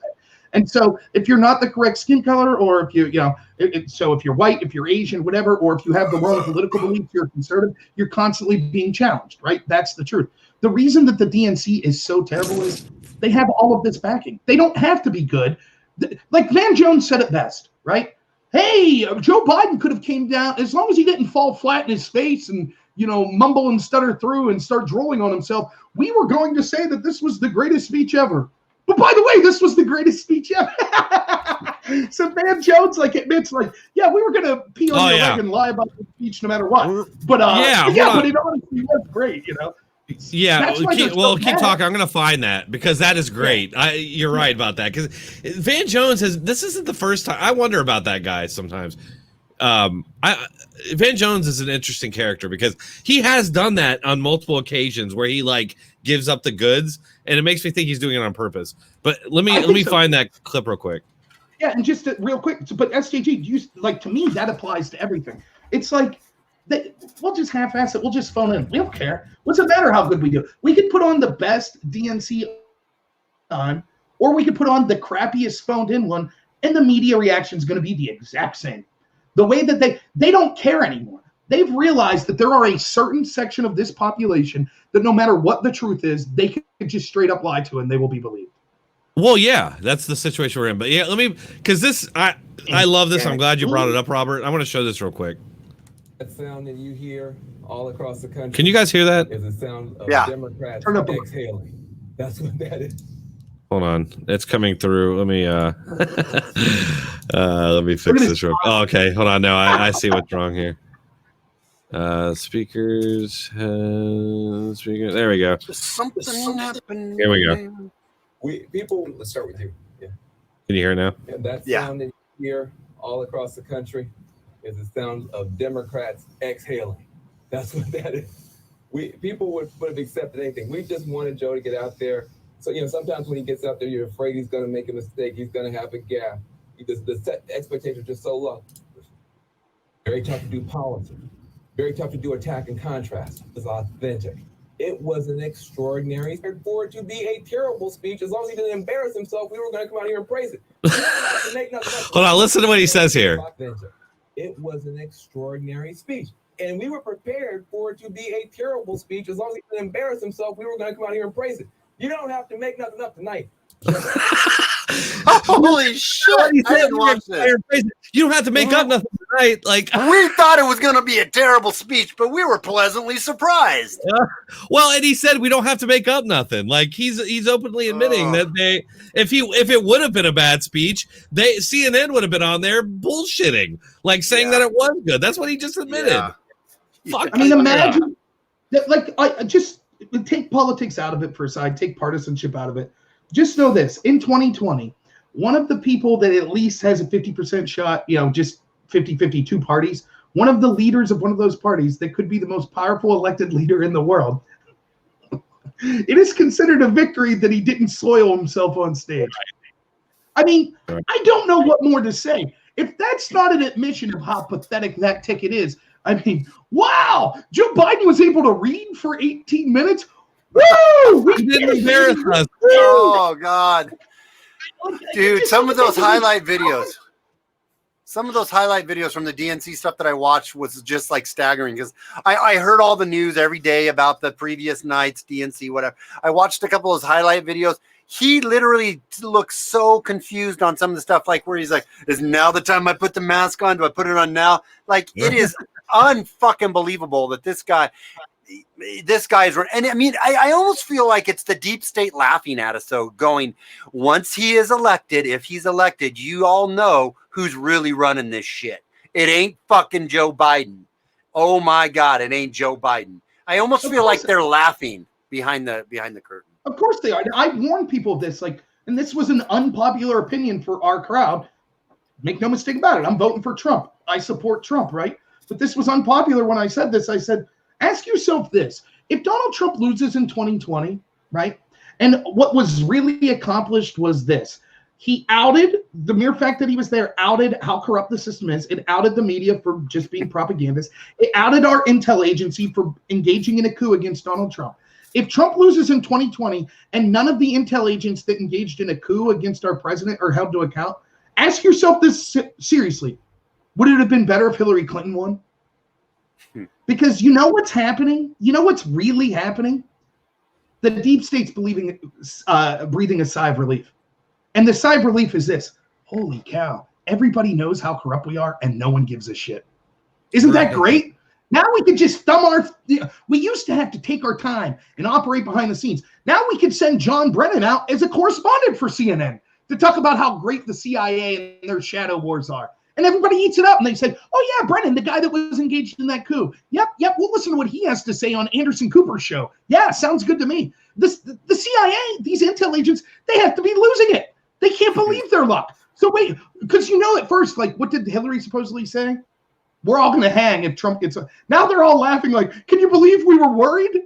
These people in this country are so dumb that they now know there was a coup, and they're like, well, whatever. We don't really care about it. And so I agree with you. Right. So it's like, we'll send Joe Biden out there. We'll send some guy out there that's basically drooling on himself and watch people be like, yay, there's a guy doing it right. He didn't wet himself on stage. What a hero. Can you believe that? Right. Yeah, the guy running for president. You know why? Real quick. Yeah.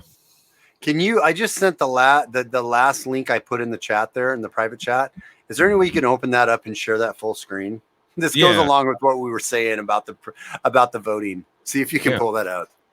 Yeah, but I will. I did say though that it seems like people are being like conditioned, and I've noticed this in other instances, but it's like the media really pours on the fear and all that when a Republican. They did the same thing when Bush was president, and then they kind of put out this idea to people that it can all stop.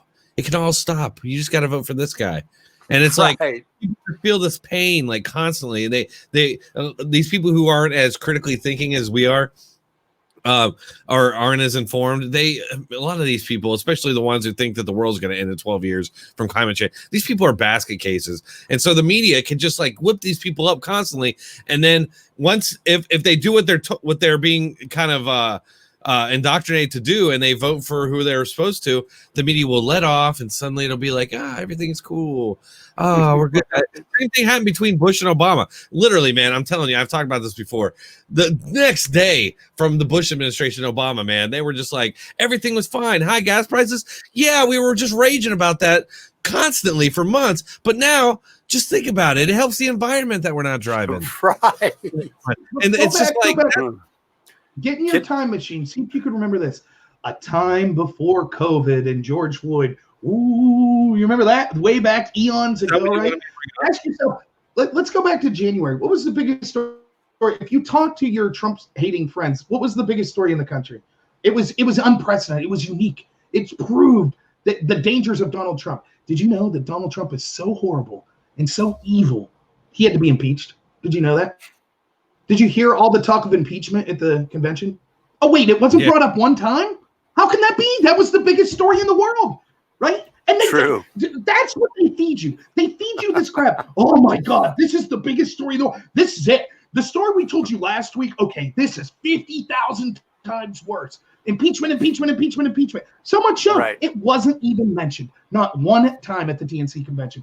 Just like when if Joe Biden gets elected, you're not going to hear about George Floyd. You're not going to hear about COVID. It'll all mysteriously disappear until the next election, and then we'll start talking about racism and stuff like that again. It's always the same every single time.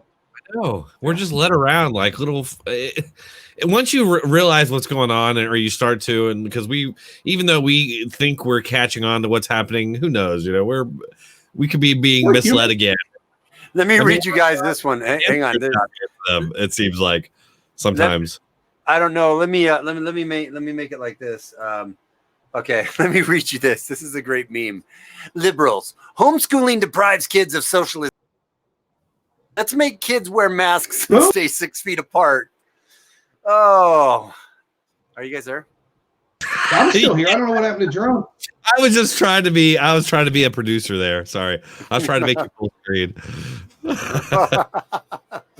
Good. That's so true, though. It's so true, man. I love memes for that. They bring the truth. They are, yeah. That one I just had up, and I posted a tweet about that when it's like, folks, look at these people. They're mass protesting in the streets about how they have to mail in vote because it's too dangerous to go vote. Yeah, I know. And you wonder, like, this is the things I ponder about constantly. I'm just like, do these people know that, like, do they realize like what they're doing is stupid, or are they really just like that oblivious? Are they just like they're really that stupid? The media is the same way. Like when Kaylee got in that McKinney, or I'm saying her name wrong, when she got in that exchange with the ABC reporter about BLM and Goodyear, and she's like, but BLM is just against racial injustice. And it's like, come on, like you got to know there's more to it than that. You got to. And if you don't, it's like, why are you in this job? How did you get this job? And really either answer, it's like, how are you in this job? If you didn't know about it, why? And you should know about it, but you're acting like you don't. So like either way, you should not be in this position. Did you guys see this on the DNC stuff where they had Kamala Harris had that picture up? And they have right here, they got the same picture up like 3 different times, squares. Yep. It's like Hollywood squares, but the same. That's ridiculous. That's hilarious to me. I can't believe that went more unnoticed than it did. I don't. Yeah, well, of course it went unnoticed. I mean, and this is something else I've talked about is how the media, like, they'll make it so they'll talk about the right-wing media and how it's fringe and conspiracy and the fever swamp and all this kind of stuff. And then they won't report on stories that are inconvenient to whatever their agenda is. And then those other news sources will cover that. But then it's like people ignore it because they think it's like conspiracy theory, Alex Jones shit or something. That's what's happening. And so a lot of people, even if they'll see it with their own eyes, you'll show it to them. That it's like that there's like this programming where they think somehow it's not real or you're not presenting it correctly or something. And so they're very distrustful of it, and it just seems like that's our country. We're all very paranoid and distrustful of everything, almost like maybe this is being done on purpose. No. I mean, it's that it's like that the KGB dude said, the guy that left the KGB, there's a word for that, defected. I always forget about that. The guy that defected from the KGB in the 80s, was telling, he gave interviews and said, we are ideologically subverting your country right now. They're doing it right now. And you look, he described it, and it's like, this is what's happening. But it's like, it's our own media and our own parties doing it to us. It's crazy. Yeah, no, it's, yeah, because like the gaslighting and all that. I mean, it's so funny. Like, I just started using gaslighting constantly because I thought I knew what it meant, and I guess I sort of did, but then I found out what it actually meant, and it's like, oh yeah, this is what's happening. It's like I would just constantly marvel that the media would just lie to my face while smiling. It's like, what in the hell? What is this? It's gaslighting. It's being done on purpose. Well, and listen, for me, the big story, they didn't mention impeachment. That was big. A lot of what you didn't see that was shown in prime time at the DNC convention, such as kind of the, defund the police, white people are evil, that crap. That extremism was going, not in prime time. And that's the way they do it. Again, my experience is debating people that believe these positions on the left, and they come at you initially with this very moderate face. Oh no, it's not about getting rid of all police. Oh, it's not about attacking capitalism. Right. Oh no, we're against all violence. And then as soon as you start talking, the mask starts to slip, and all of a sudden, the violence is okay, just like the Revolutionary War. Of course, we'll never have a fair system with capitalism. Right. So that was the one big story. The other big story was this. What is the central tenet of Joe Biden's speech? If there was one criticism that he's leveling at Donald Trump, what is the example he gives that is the most crucial indictment of Trump? Like, for me, it was obvious. It's one situation. Sorry. It's Donald Trump said Nazis were good people. Oh yeah, that's what Joe Biden said in his speech, right? That's what he said. That's BS. That's a lie. Like, that is one of the Scott Adams, who I follow. There's a video. Yeah, go ahead. I'm sorry. That that's one of my favorites. Yeah, Scott Adams is great. You guys should follow him on YouTube and Periscope. He talks about, and I agree with him, that this is the most damaging lie potentially in the history of a political campaign. Because what this goes back to when I was pushing back in 2015, 2016. Is it okay to punch a Nazi? Now, it's not okay to punch a Nazi. And you want to know why? Because the next thing you'll say once you say yes is, oh, and everyone I disagree with is a Nazi. Therefore, you've justified political violence. We have justified political violence of people that we call racist, particularly people that are in the KKK or neo-Nazis, right? And we therefore justify violence against anyone who defends them. By spreading this lie that Donald Trump and thereby his supporters through, supporting him, think that some Nazis are good people, you are having an indirect call to violence against Trump and against his supporters because people believe this crap. And so they hear that and they go, oh my God, the president's a Nazi. I have to fight back. Now it makes sense why cities are being burnt down. Now it makes sense why so much violence is being directed. Yes. And the fact that even Fox News didn't call this obvious lie out. They let it go. The biggest, most harmful lie. Hey guys, can I interject for a second? Yeah. Can you make my screen full screen on the stream? Can you go to me full screen? Is there a way to do that, producer? Are you there? Hello? Yeah, it's done. You're full screen. Okay. This is awesome. I'm sorry to interject when you guys were having a very good, important conversation, but so Don King and Beetlejuice had a baby. That's amazing. Is that not an amazing meme? Please. Okay. That is. That's a good one. I love it. She's hilarious. She looks like Beetlejuice. I mean, it's like she does. And this dumb bitch, I'm sorry, man. This dumb bitch literally just came out and said, you guys probably all heard about it. She literally said she stopped protesting on her block. Protesting's fine everywhere else, but you can't protest on my. She has a right to be safe. She has a right to be safe. Anyways. Carry on. No, but I do want to say something about that because it is a topic that I've been on, and it's not just that one. There's other ones that they've used in a similar way. They've tried to gain traction with them, like calling immigrants animals and all that. They really tried with this same sort of thing. And you're right, it's mind-boggling because it's like we have a watch the press conference. It's like 30 minutes long. Watch it. There's actually a part of that press conference that doesn't get played very often, but because of the last time Biden said it, I watched the whole thing again. And near the end, he's like even more laying it on. He's like, look, I hate, he's like, these people are horrible people. I'm not like praising them. And he goes on to say, what happened there was a horrible event. It was horrible for this country. But not only there's a couple of weird things about the whole Charlottesville thing. So not only the fact they keep lying, and you can literally, like, there's a transcript. Read the transcript. Watch the video. I posted the video a million times, a million people. They still deny it. It's like you can never. It's going to be ingrained into people's brains from here on out. And it's like you were saying, it's one of the worst lies told. It's definitely like one of the main reasons people think that he's a racist and that kind of thing. And to that point, where was I going with that? I had a point, but I forgot. I'm sorry. I'm probably throwing you off and throwing memes at my bad. Yeah. I'll bring it up. No, I remember. I just remembered the last thing I want to say about that. Sorry.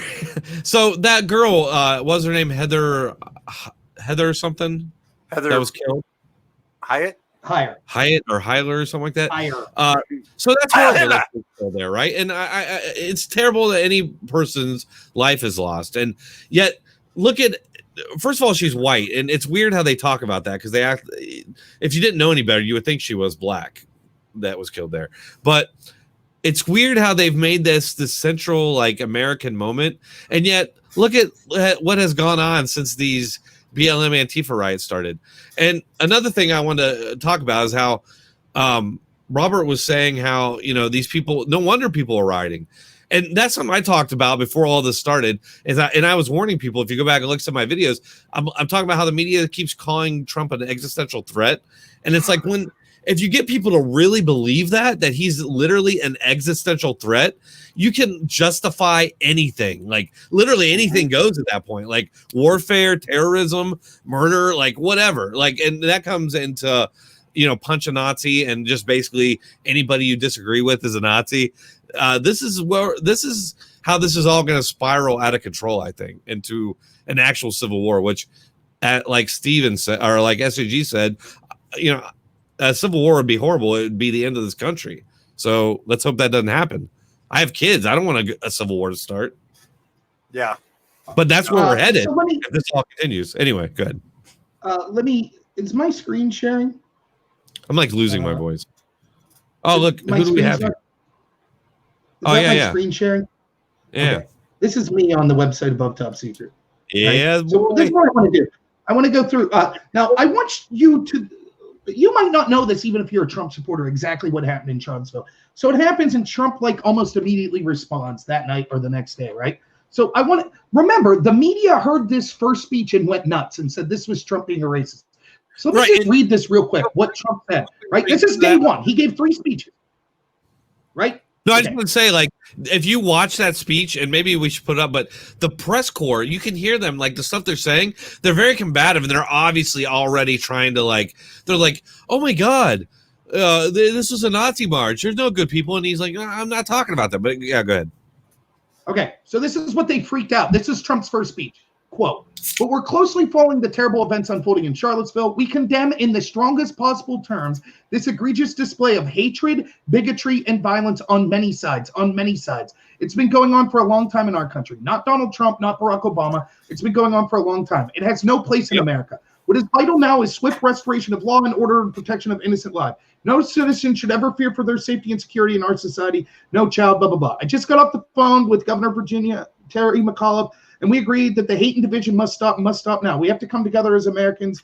Above all else, we must remember this truth. No matter what our color, creed, religion, or political party, we are all Americans first. We love our country. We love our God. We love our flag. We're proud of our country. We're proud of who we are. So we want to get the situation in Charlottesville straightened out. We want to see what happened, what we're doing as a country. My administration is restoring the sacred bonds of loyalty between this nation and citizens. We must love each other, respect each other, cherish our history and future together. So important. We have to respect each other.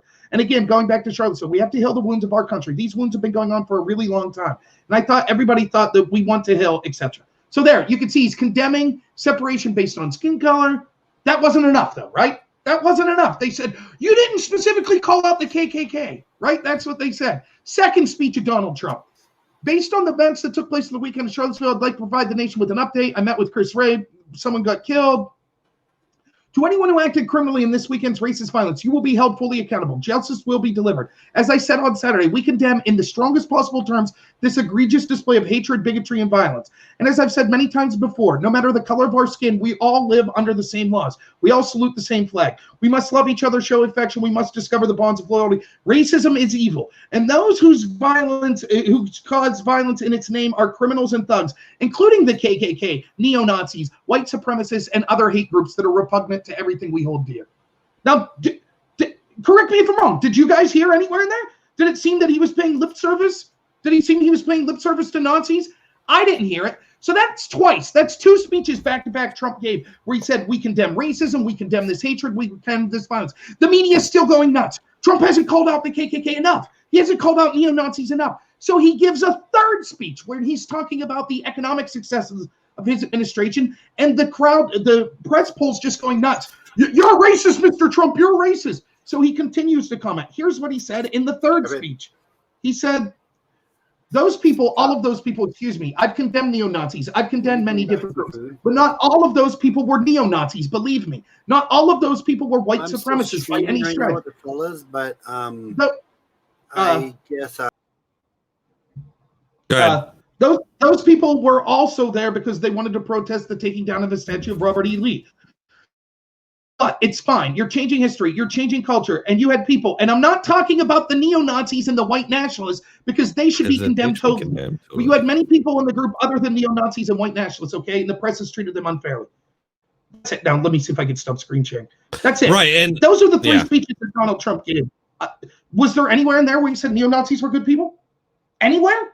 He specifically says not the neo-Nazis, not racism. Right. In all 3 speeches, he condemns racism. He calls out the neo-Nazis by name in the part of Right, and not just that, and this is another part of the reason that they continue this lie, because he actually goes into great detail about who he's talking about and why he's talking about them. And he even includes people who want to take down the statues but weren't part of Antifa or BLM, were just regular people out there who may have who thought that they should take down the statue. And he then goes on to say, hey, the same logic, he doesn't say these words, but he's like, you're changing history, and then he's talking about who's next. George Washington and Jefferson, they were slave owners. And then actually you can hear Jim Acosta like, oh, they're not the same thing. Or he says something to that effect like, no, they're not the same thing. And then it's funny because after that, there was all these news stories and news pieces where that's how they framed it. Oh, Trump was comparing our founders to Confederate generals. It's like, no, that's not what he was doing. He was making a point that the logic that you're using will be used to take down Jefferson and Washington and whatever else, right? And what ended up happening, it's funny, you can, and I've done videos about this, but you can, there's all these news broadcasts where they're so smug. They're like, Trump's so dumb. He doesn't know that our founders are nothing like the Confederate soldiers, so they won't be targeted next. He's so dumb. And yet what happened? Exactly that. And we all knew, everybody knew that was going to happen. And they've gone further. They've gone for Mount Rushmore, and they've eventually American flag will be on chopping block. And this should not be surprising because this has been a plan that they've been executing for a long time. Michelle Obama openly said in that famous speech that, oh, we're going to have to change our history and our culture and our traditions.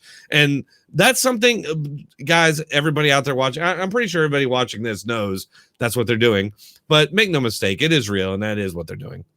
And this is what was happening, right? You have to understand the context of Trump's speech. Trump comes out immediately in the first speech. He condemns racism. He condemns the violence, etc. Then they press, you got to say more. You got to say more. You didn't say Nazis are bad specifically. So then he comes out and says, okay, the Nazis are bad specifically. That wasn't enough, Mr. Trump. Why did you wait 2 days to say Nazis are bad? Like, imagine if you did this in, I don't know, the case. Imagine if you did this in the case of Nick Sanders, right? So the media goes nuts over the Covington kids, right? Because he smirked at a Native American. Why did it take the media? I don't know. Why did the media never say, oh, by the way, the adult black racists that were yelling homophobic and racial slurs at the kids, they're terrible people. Why didn't the media say that? Shouldn't they have to specifically condemn it? Or how come Barack Obama didn't have to specifically condemn, I don't know, when he's taking pictures with Louis Farrakhan? Or why didn't, when the funeral of George Floyd, I still don't know why I'm like basically the only person I've heard in the country say this, go watch the funeral of George Floyd and watch the pastor that's doing the service, or at least one of the spokesmen that's doing the service, praise the security guards there. You know who the security was? Farrakhan, yeah. It was Farrakhan. It was the Nation of Islam. You know, the same group that says Jews are termites and white people are evil and they're a black nationalist movement. But our mainstream media, they had no problem with that. The Democrats and the George Floyd and Black Lives Matter people palling around with black, anti-Semitic, anti-white racists had no problem with that. So why is it that Trump, but then Trump gives in. He says, fine, I'll give a second speech where I specifically mention neo-Nazis. Then it becomes, oh, but it took you 2 days to say neo-Nazis are bad. Okay. So then he comes out in a press conference that has nothing to do with Charlottesville, and they demand he say more. And he specifically says, yeah, there were good and bad people. Why did Trump say that? Like, what was the context? Why did Trump say that? You want to know why Trump said that? Because the media was glorifying Antifa. Yep. That's why. And he was trying to bring that out because they, yeah. That's exactly right. Because Trump saw the writing on the wall and he was like, dude, okay, I get it. The white supremacists in Charlottesville, no one likes them. They're scummy. We hate them. But let's not pretend that everyone that was against them that was there must be good people. Because if we start to glorify these violent thugs that showed up with ball bats and shields to engage in mutual combat, they're going to start to be able to spread their message further and think that it's okay for them to do this. And that's exactly what we see happening. Now cities are burning down. Why? Because Republicans were cowards and allowed Trump. They didn't stand up for Trump when they should have. When they should have said, yes, these are anti-American communists and we reject them too. We're not going to ignore it just because they happen to be against the white supremacists that time. And so for doing the right thing in that instance, Trump, could he have worded it better? Of course. But he was right in spirit. He condemned the racist. He was right in spirit. And now we're paying the price. Yeah, I mean, you can put me backstage for a second because I'm going to order Chinese for my wife because this wouldn't be a Saturday fucking stream if my wife didn't call me in the middle of it. Well, we're just going to talk trash on SJG then the whole time? Yeah. Let's start talking trash about SJG.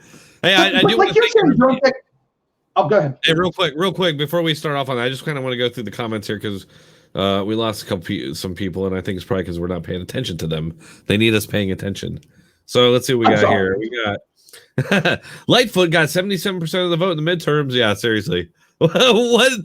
Like who sees that person as like it's a total virtue vote? They're like, oh man, if I vote for this person, I'm really a good person. And obviously voting for this person will mean the best results because you know, it's just it's part of the brainwashing. But let's see here.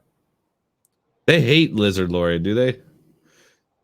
The media, see, and this is what I always talk about. It's like if you turn on the news any given moment, you're probably gonna see them talking bad about Republicans or Trump, one or the other. There's never a moment where you're gonna turn on the news and they're doing that to Democrats, any Democrat, even like we were talking about earlier. All the worst COVID responses in this country are from from blue states, and yet they hail Andrew Cuomo as some sort of COVID god, you know. But right. What were you going to say there, Robert? Oh, well, no, just like you were saying, the fact that we had a chance to stand up to this obvious thuggish brown shirts of the Democratic Party early. Of course, the Democrats weren't going to stand up to them. You know, they laughed at us. Oh, they'll never come for this, you know, our founding fathers. We knew it. Right. We were talking about it back then. We knew. Are we special? No. We just saw what was happening. We knew, right? And you could see, and you're like, again, I can't stress this enough. I've been saying this for you. What I just typed to you, what I just screen shared was from the website Above Top Secret that we were both on at one point. That was 2017. That was like the week after Charlottesville. I was writing about like, whoa. You can't see what's going on here. You can't see how this is the left using an excuse. And keep in mind, that incident of Charlottesville, am I saying that it wasn't newsworthy? Of course it was newsworthy. Someone died. It's worth covering that. And I have no love for the white supremacists. Just fighting with a couple of them before I came on with you. I have no love for white supremacists or white nationalists. I don't at all. So that's fine. The media wanted to cover it. But we have to pretend that there are white nationalists around every corner now. Oh, my God. So they use it. This is like a mantra of theirs now. What about Charlottesville? Oh, you know, 30 people have died in the riots as a result of Black Lives Matter since George Floyd's death. Yeah, right, but Charlottesville. Okay, right, yeah, that was bad. Everyone condemned that. Name one person that was like, oh, what happened to Heather Heyer was good. Other than white supremacists who we all hate. So we all said, yes, you're right. That person that killed her should be in jail. We're not deflecting for the movement, right? Saying, oh, well, actually, the neo-Nazis are good people. They're just misunderstood. They're not really a cohesive group. They're just a bunch of disparate individuals that all believe different things. So we shouldn't judge them for what happened at Charlottesville. We have no problem saying, yes, we condemn that entire organization. Absolutely. Now, that doesn't mean that everyone that's concerned about the statues is a neo-Nazi, but we certainly condemn all actual neo-Nazis. Why can't you do the same with Black Lives Matter and Antifa? Why can't, not you, but, you know, the right, you know they won't. I mean? Right, they won't. And this is the problem, is they always make it look like we're the ones on defensive or whatever. And this is why they don't ever have to do any of this. There's no reason for them to. Like, why would they? Right. That by doing that, they would be showing some sort of weakness. They would be acknowledging that there's some bad stuff going on their side. And and they know they don't have to do that. So why would they? And again, this all comes back to the media, because really the only reason any of this is occurring is because the media will not hold both sides accountable equally. Instead, they hold one side to standards that they do not hold the other side to, because they're in league with them. It's like they just decide to team up, and this can't end well. Like, you know, I mean, look at, like, I like to use analogies. Maybe they're not always the best, but I knew a family growing up where there were two brothers, and the younger brother used to just slap the snot out of the older brother. And the parents didn't care. They'd let it go because the younger brother's like years younger. So he slapped the older brother, slapped the older brother, slapped the older brother around. And finally, what happens? Parents didn't stop it. So what happened? Older brother has enough and knuckles him, right? Then older brother's the bad guy. Oh, you can't swing back like that. You can't do that. That's exactly what we see happening. What's happening is they're constantly they're paying lip service, deflecting whatever, for Antifa, for Black Lives Matter, to attack anyone that they want. They say, oh, it's not that bad. Oh, it's a disparate group. But then as soon as someone fights back, they're like, look at those horrible people. And you might say, well, you're just saying that, Rob, because, you know, conservatives or blah, blah, blah, because it's people that look like you or people from your group. Want to know who said it recently that my eyebrow raised? I was like, You remember when it was a big news story because racism's a huge story, right? CNN has to cover even racial hoaxes. Same with the New York Times, Washington Post. It's a huge story. This country is so racist. You remember back in 2017 where you started to hear all these stories in New York of anti-Semitic attacks? You remember that? Oh, yes, Donald Trump got elected. Look at the rise in anti-Semitic attacks. Right. Notice those sort of disappeared. You know why they disappeared, right? Why? I wonder why. There's only one reason, but I think I know it. Yeah, it's because it's Nation of Islam. Doing it? Right. It's Islamic people. It's like Islamic people. It's not traditional Trump supporters. We'll just say that. It's people palling around with the Democratic Party. So now it's not a news story. So you remember there was this story last year where it was like a Jewish deli or an open air Jewish market or something like that, where some maniac shot and killed. It was in Columbus. It was my hometown. Okay. Well, I thought this happened near New York as well. Oh, okay. Okay. Oh, that was another one. Yeah. So, I know what you're so what happened? Oh, I saw an interview. Okay, we're back in the show. Can you guys hear me? Professional interrupter. We can hear you. I'm such an interrupter. I apologize. We have a very professional operation going here. I do, man. I have the. You know what? I will say that Easy E. I call him Easy E, but he said respect to me because he's like the wife comes first, man. And so both of you young gents that are many years younger than me can learn from me on this, that I answer my wife's calls on my Saturday streams because she is the most important thing. Wait, how old are you? Pretty sure I'm older than you. No, you're not older than me. Well, I bet I'm older than you. You are not. Are you sure? Oh, God, you guys are babies. How old are you, Drone? How old are you, Drone? How old are you, 41. I'm 41. I'm 46. Oh, okay. Oh, yeah. Thanks for that. You're like, I know I don't look it. I know I look. I still got lush thick hair. I know, dude. My hair it is sitting a little bit up here. I thought SJG. I honestly thought, and this is a compliment. I thought you were like 39, an out of shape 39-year-old. That's what I thought. Yeah, you do not look 46, dude. I gotta say. You definitely you chose well as far as your wife. Yeah, she's good. She's hot. She's beautiful. I'm impressed. Yeah, thank you. But SJG, just to catch you up, what we were talking about. Remember all the anti-Semitic attacks in New York in 2017? We heard it was Trump's fault. Yeah. Did you notice those stories went away? Yeah, because they were black people. They were doing it. Right, because it's Nation of Islam type people. That's exactly what we were talking about. So I saw the one of the attacks that was really bad that happened like at the end of the year where someone got shot. I saw a rabbi. A rabbi came out and was interviewed, and he said, "Look, here's the deal." He's like, "Here's what's going to happen. We in the Jewish community are used to being attacked. We're going to fight back. We're going to arm ourselves and fight back. And you know what's going to happen then? All of a sudden, de Blasio will pay attention, and they'll throw us in jail." Because he set the conditions where our community is constantly attacked. And when we defend ourselves, we'll be the bad people. And this was the biggest part of the quote. Just like the Proud Boys. Now that's, the Proud Boys, the white neo-nationalist group, right? Yeah. With the rabbi defending them. Well, the white neo-nationalist group that's got people of all different colors in it. But yeah. Right. It has nothing to do with skin color or race and has never said anything They're nationalists, just like I'm a nationalist. They're not white nationalists. Right? Yeah. And so, but he's exactly right. That's what's going on. And that's really why Charlottesville. Bad people either. I mean, if you look into it, I'm sorry to keep interrupting you, but the Proud Boys, I mean, look, there's a couple guys in, but for the most part, they try to police it and they try to. I get that Gavin left them and stuff because he thought they were getting. Me too. No, he didn't leave them though. Time out. He didn't leave them because he thought they were getting too far gone. He left them because he was getting too much heat for and lies about him to where it wasn't worth defending. He still totally goes to bat for them, and that's not why he left them.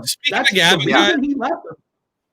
He left them because he was basically told that organization and people in it were going to get in legal jeopardy because of him, and so he fell on the sword and said, "Fine, then I'll leave it if it means that my friends and the people I respect have less of a potential to get in legal trouble if I distance myself from the group. Then I'll distance myself." Yeah, that's why he left. Can I ask you a question about him real quick?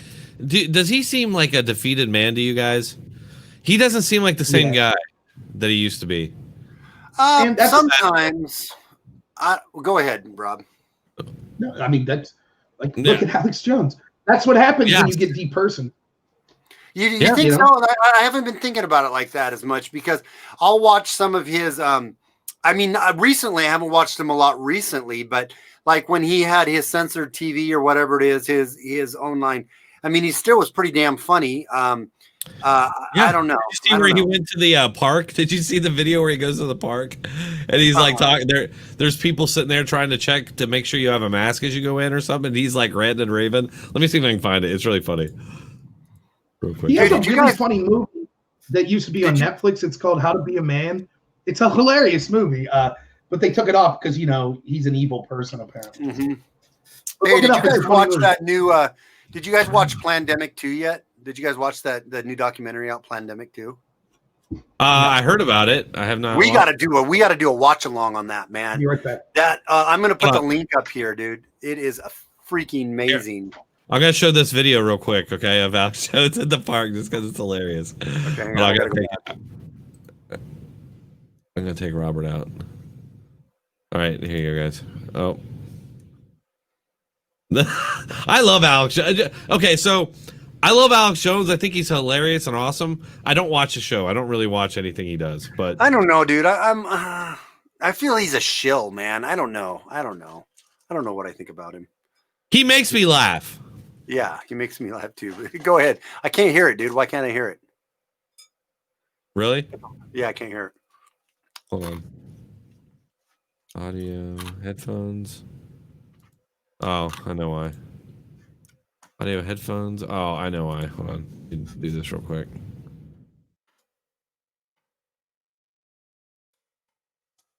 Sorry, guys.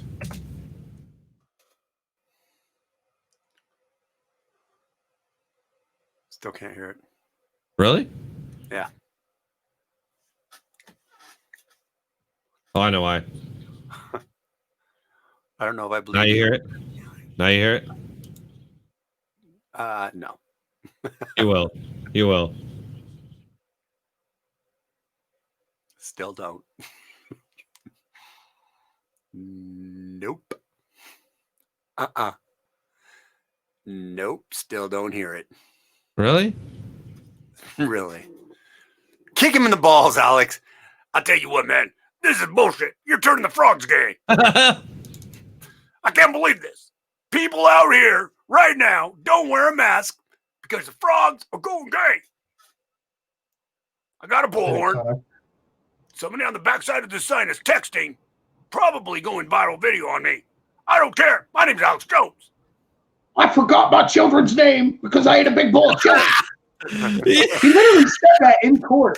The man said that in court. Look, here's the deal with Alex Jones. Someone said in my chat. Oh my God, dude. I love Alex Jones. Right, You guys couldn't hear any of that? Look, no. I don't know why. No. Okay, fuck it. I don't care.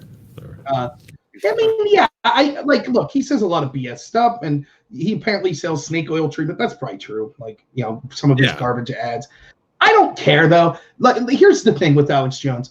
He's far less egregious than Anderson Cooper or Chris Cuomo or Don Lemon or anyone at the New York Times. Like, who's supported a hoax that's been more harmful, Alex Jones or the New York Times? What do you think? Half of our country thinks that our president's a stooge of Putin with zero evidence because of the New York Times. A Russian agent. That's an existential threat to the country. Like, I'm amazed there hasn't been like multiple attempts on his life. I know. Well, there has been actually a couple, but I still don't think those are over. I still think we could see him. Did you guys hear? Did you guys hear about? I read a story and it was the most ridiculous thing. Apparently in Mar-a-Lago, there was a couple teens or something that they caught jumping over the wall and going into Mar-a-Lago who had an AK. They had an AK-47, but they just found it. They just happened to stumble on the AK-47 and then just accidentally jumped into Mar-a-Lago. Where was that? At Mar-a-Lago. Mar-a-Lago. Yeah, where Trump vacations. But wait a minute. Go back to who found an AK-47? They what? That's what I'm saying. It was a ridiculous story. The story was that these teens had been arrested jumping over the wall in Mar-a-Lago with an AK-47, and then the story went on to say, "Oh, but it wasn't a big deal. They just happened to find this AK-47 on their way when they were out, and then they were running, and they just happened to stumble onto Mar-a-Lago by accident. They didn't know where they were." Seriously. That's the story. It's like, what? So I heard a crazy conspiracy theory, which I don't know how much weight it holds. It's from what's his face from Medical News. What's it called? Natural News, which he has some good articles, the dude from Natural News, but also some over the top conspiratorial type stuff. But it's this article right here. It says a private company offering contract air support using military jet. Hang on, let me open it. It says, The headline reads, Mike Adams, that guy. Private company offering contract air support using military jet fighters located in Lakeland, Florida, where live air-to-air missile was just found. So did you guys hear about that live air-to-air missile that was just found down in Lakeland, Florida? Did you guys hear about that? No? Okay, here. So let me open this up. Let me transition to this article here. I'm going to pull it up here and stick it into here. Okay, so check this out. I'm going to transition over. I don't know how to share my screen. If you can share, I don't know if you can share. I can see it though. I can see it. Okay, so basically it says, so this guy's a total conspiratorial turd a bit on, and you know that's crazy if I'm saying it, because we all know I'm the biggest tinfoil hat wearer out of the three of us. But having said that, this guy, it says, as you recall, a live radar guided air-to-air missile was just found last week on the tarmac of Lakeland, Florida airport, which is true. I remember reading the article.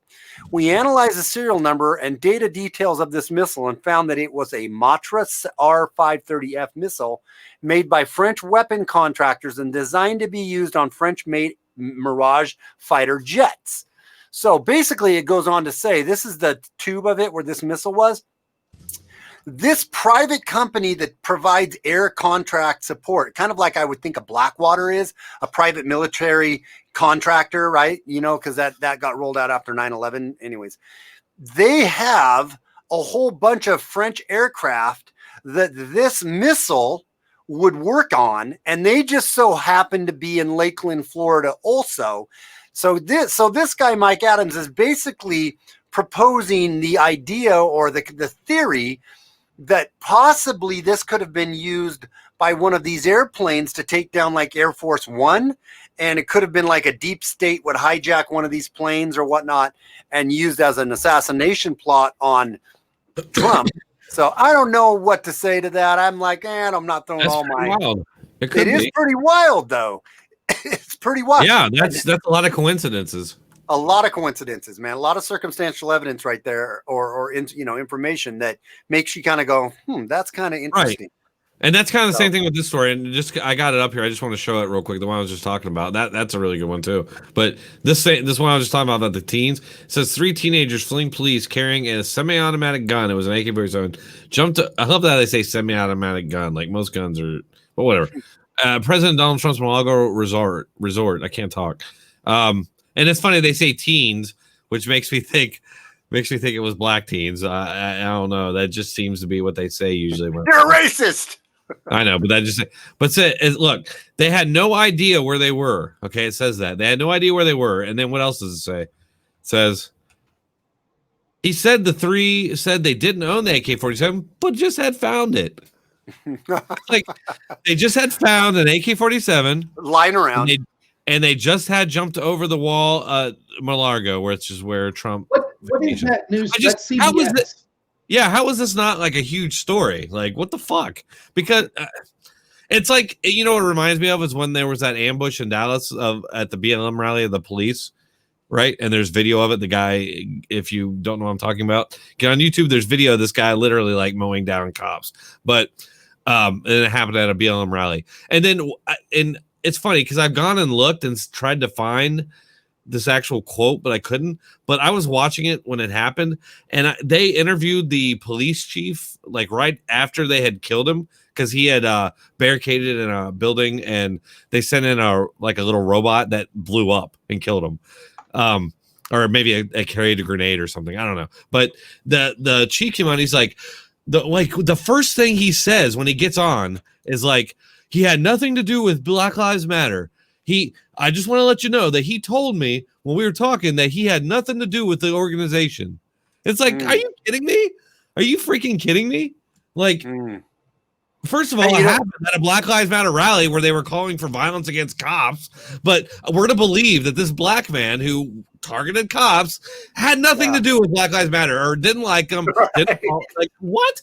Like, can you imagine the same thing happening if it were like a Tea Party or something like, you know what I mean? Like, it's just, it boggles the mind. Yeah. Oh, it's the total opposite. You see, like, for example, take the Pittsburgh synagogue shooter. Well, what was that? Well, that was an anti-Semite. Must be a Trump supporter, right? Except he said in his writings he specifically hated Trump for kowtowing to Israel and moving the embassy to Jerusalem. So even when we legitimately have the person saying, no, I hate Donald Trump, they spin it as, oh, must be a Trump supporter. But then they go out of their way if it's someone like, I want to kill white, like, remember the Dallas BLM shooter, right? Where he killed 5 police officers in Dallas. That's what I was just talking about. Yeah.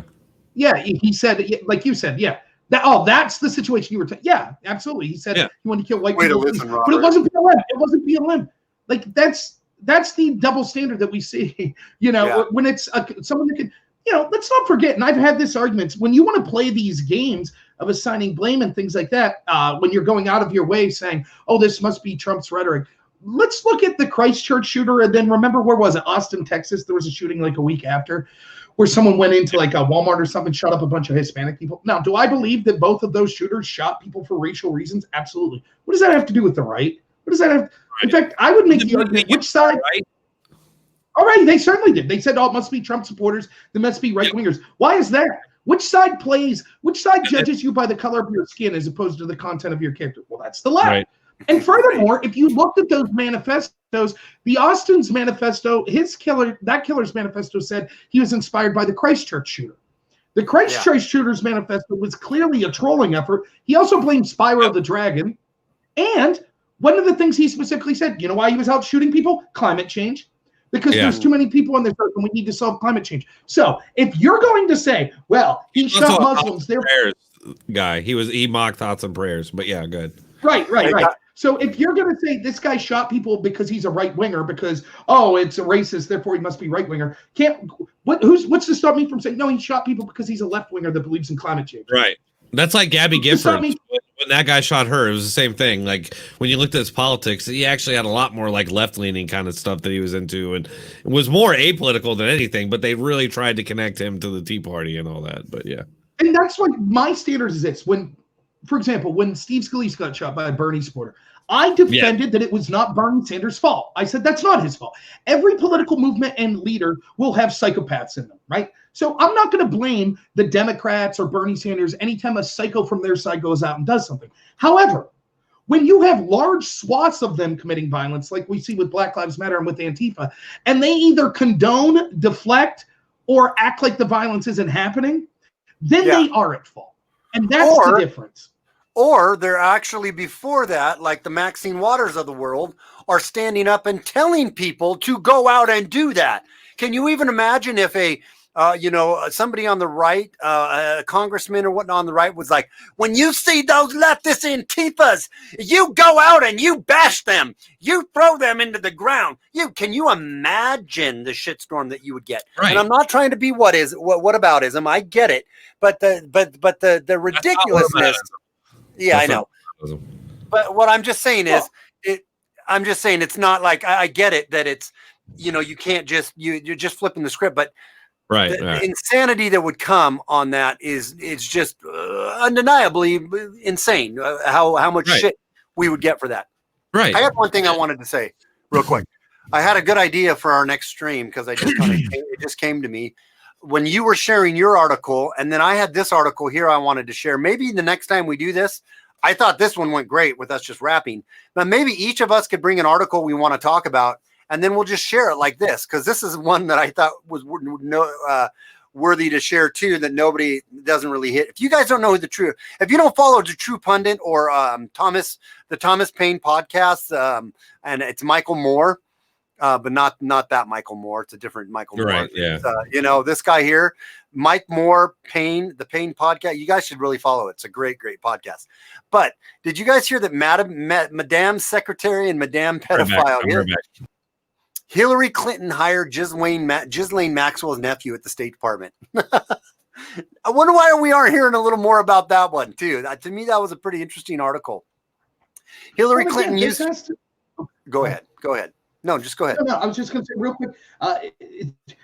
It's because they use our principled nature against us. Because I would look at this story at face value and say, well, that doesn't prove anything, right? But the story isn't that doesn't prove anything. The story is, if it was the opposite, if it would have been Trump that hired Ghislaine Maxwell's nephew at State Department, it'd be the biggest story in the country.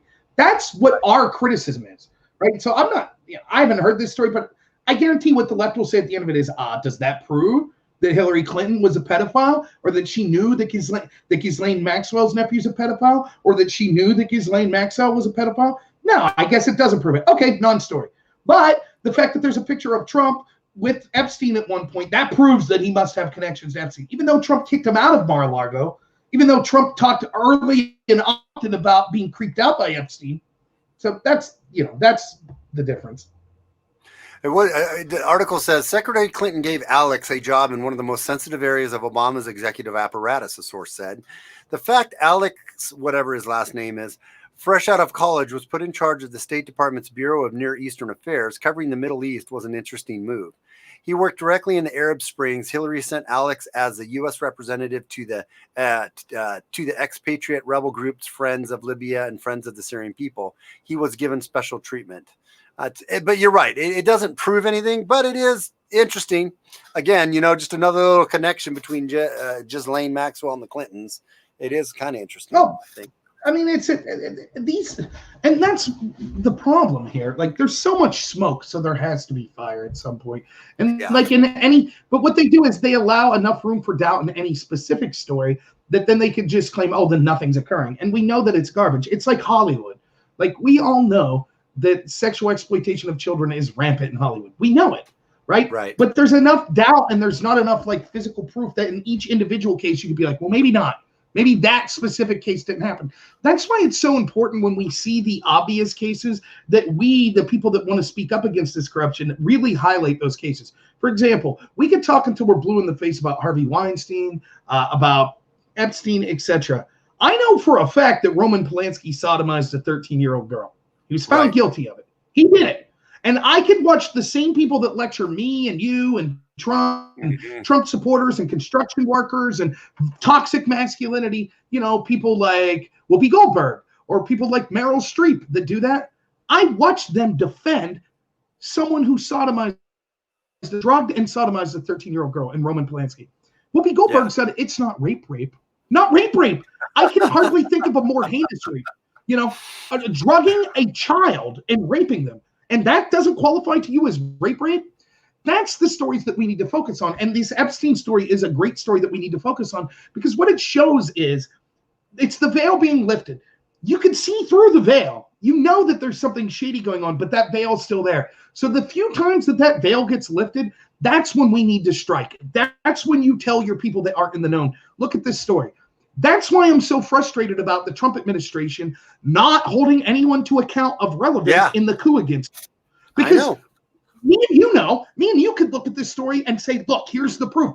But until someone goes to jail, the average person is going to be like, this is a complicated story. I'm not paying attention.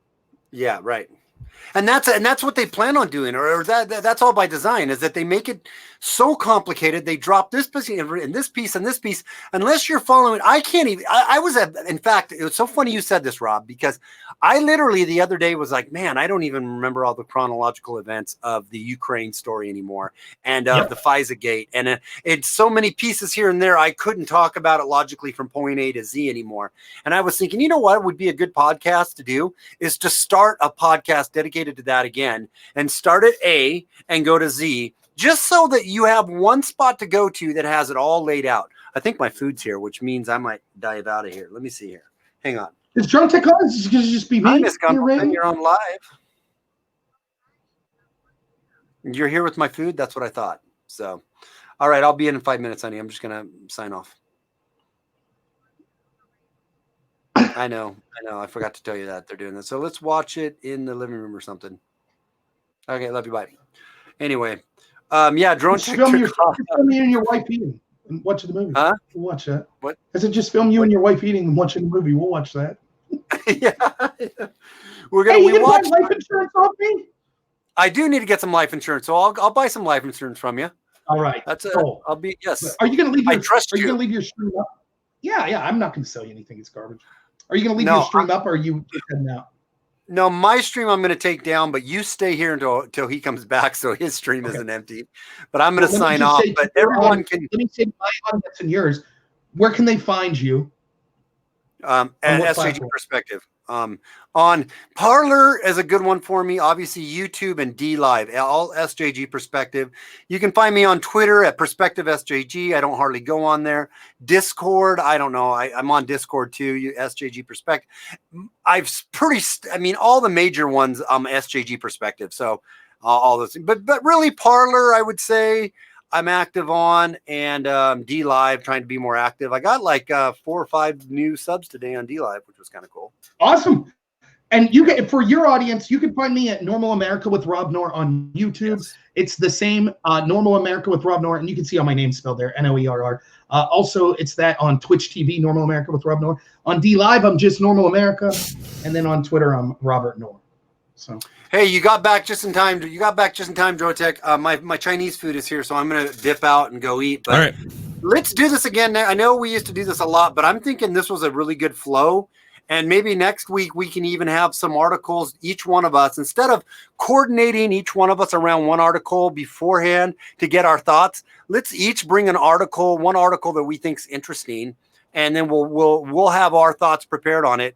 And then we'll bounce it off everyone else. And that way we're likely not to have the same article or idea to where we'll cover a bunch of stuff. You know what I mean? I don't know. Just a thought. Yeah, I like it. Let's do it. And then also one other thing before I go, let's talk offline about doing that D Live channel and get a D Live channel up and going. I think that would be great. Yeah. Let's do that. I think I am going to go ahead and wrap it up just because I'm going to go and hang out with the family a little bit. But I do want to thank everybody for coming, SJG and Robert Noor. I'm sure Robert's going to continue streaming tonight. So are you, Robert? Yeah, probably for a half hour. Yeah. All right. So if you guys all want to head over to Robert Noor's channel after this, go over and hang out with him for a little bit. Robert is a fountain of knowledge, and he is just I love the guy. Both these guys, but Robert, you are just a machine, and we are very happy that you're on our side. So, guys, head over there and check him out. I'll put the link in the. Yeah. Go ahead. One more thing. Robert, I would like to talk to you also offline, and you can be part of this too, Drone. Let's do a dedicated podcast on one of our podcasts, because I'm trying to get an actual podcast program going too, platform. But let's talk about doing a podcast that we dedicate. And I know your channel has covered this extensively, but maybe we start at A and we go to Z and we do a little more condensed layout on every episode of the Ukraine and FISAgate stuff, just to have a library that people can go to when they want to walk through it from A to Z. Yeah, I think that's a good idea too, because we should be using this channel more, not just for to put out content, but to actually do something. Maybe maybe we can actually affect some change. Who knows? Yeah. And then I'm going to get back live on my We Didn't Land on the Moon. So you can be part of that too, Beck. Oh, yeah, I'm all for that. Dude, I would love to get into some topics like that. We should talk about we should do some other topics too, just like other weird topics. I love all that stuff. All right, guys, thanks a lot for coming. Guys. Robert, thanks a lot. And guys, check us out here. I think we may try to do this every Saturday. And if you guys still want to watch some more, head over to Robert's channel. I put the link in the chat.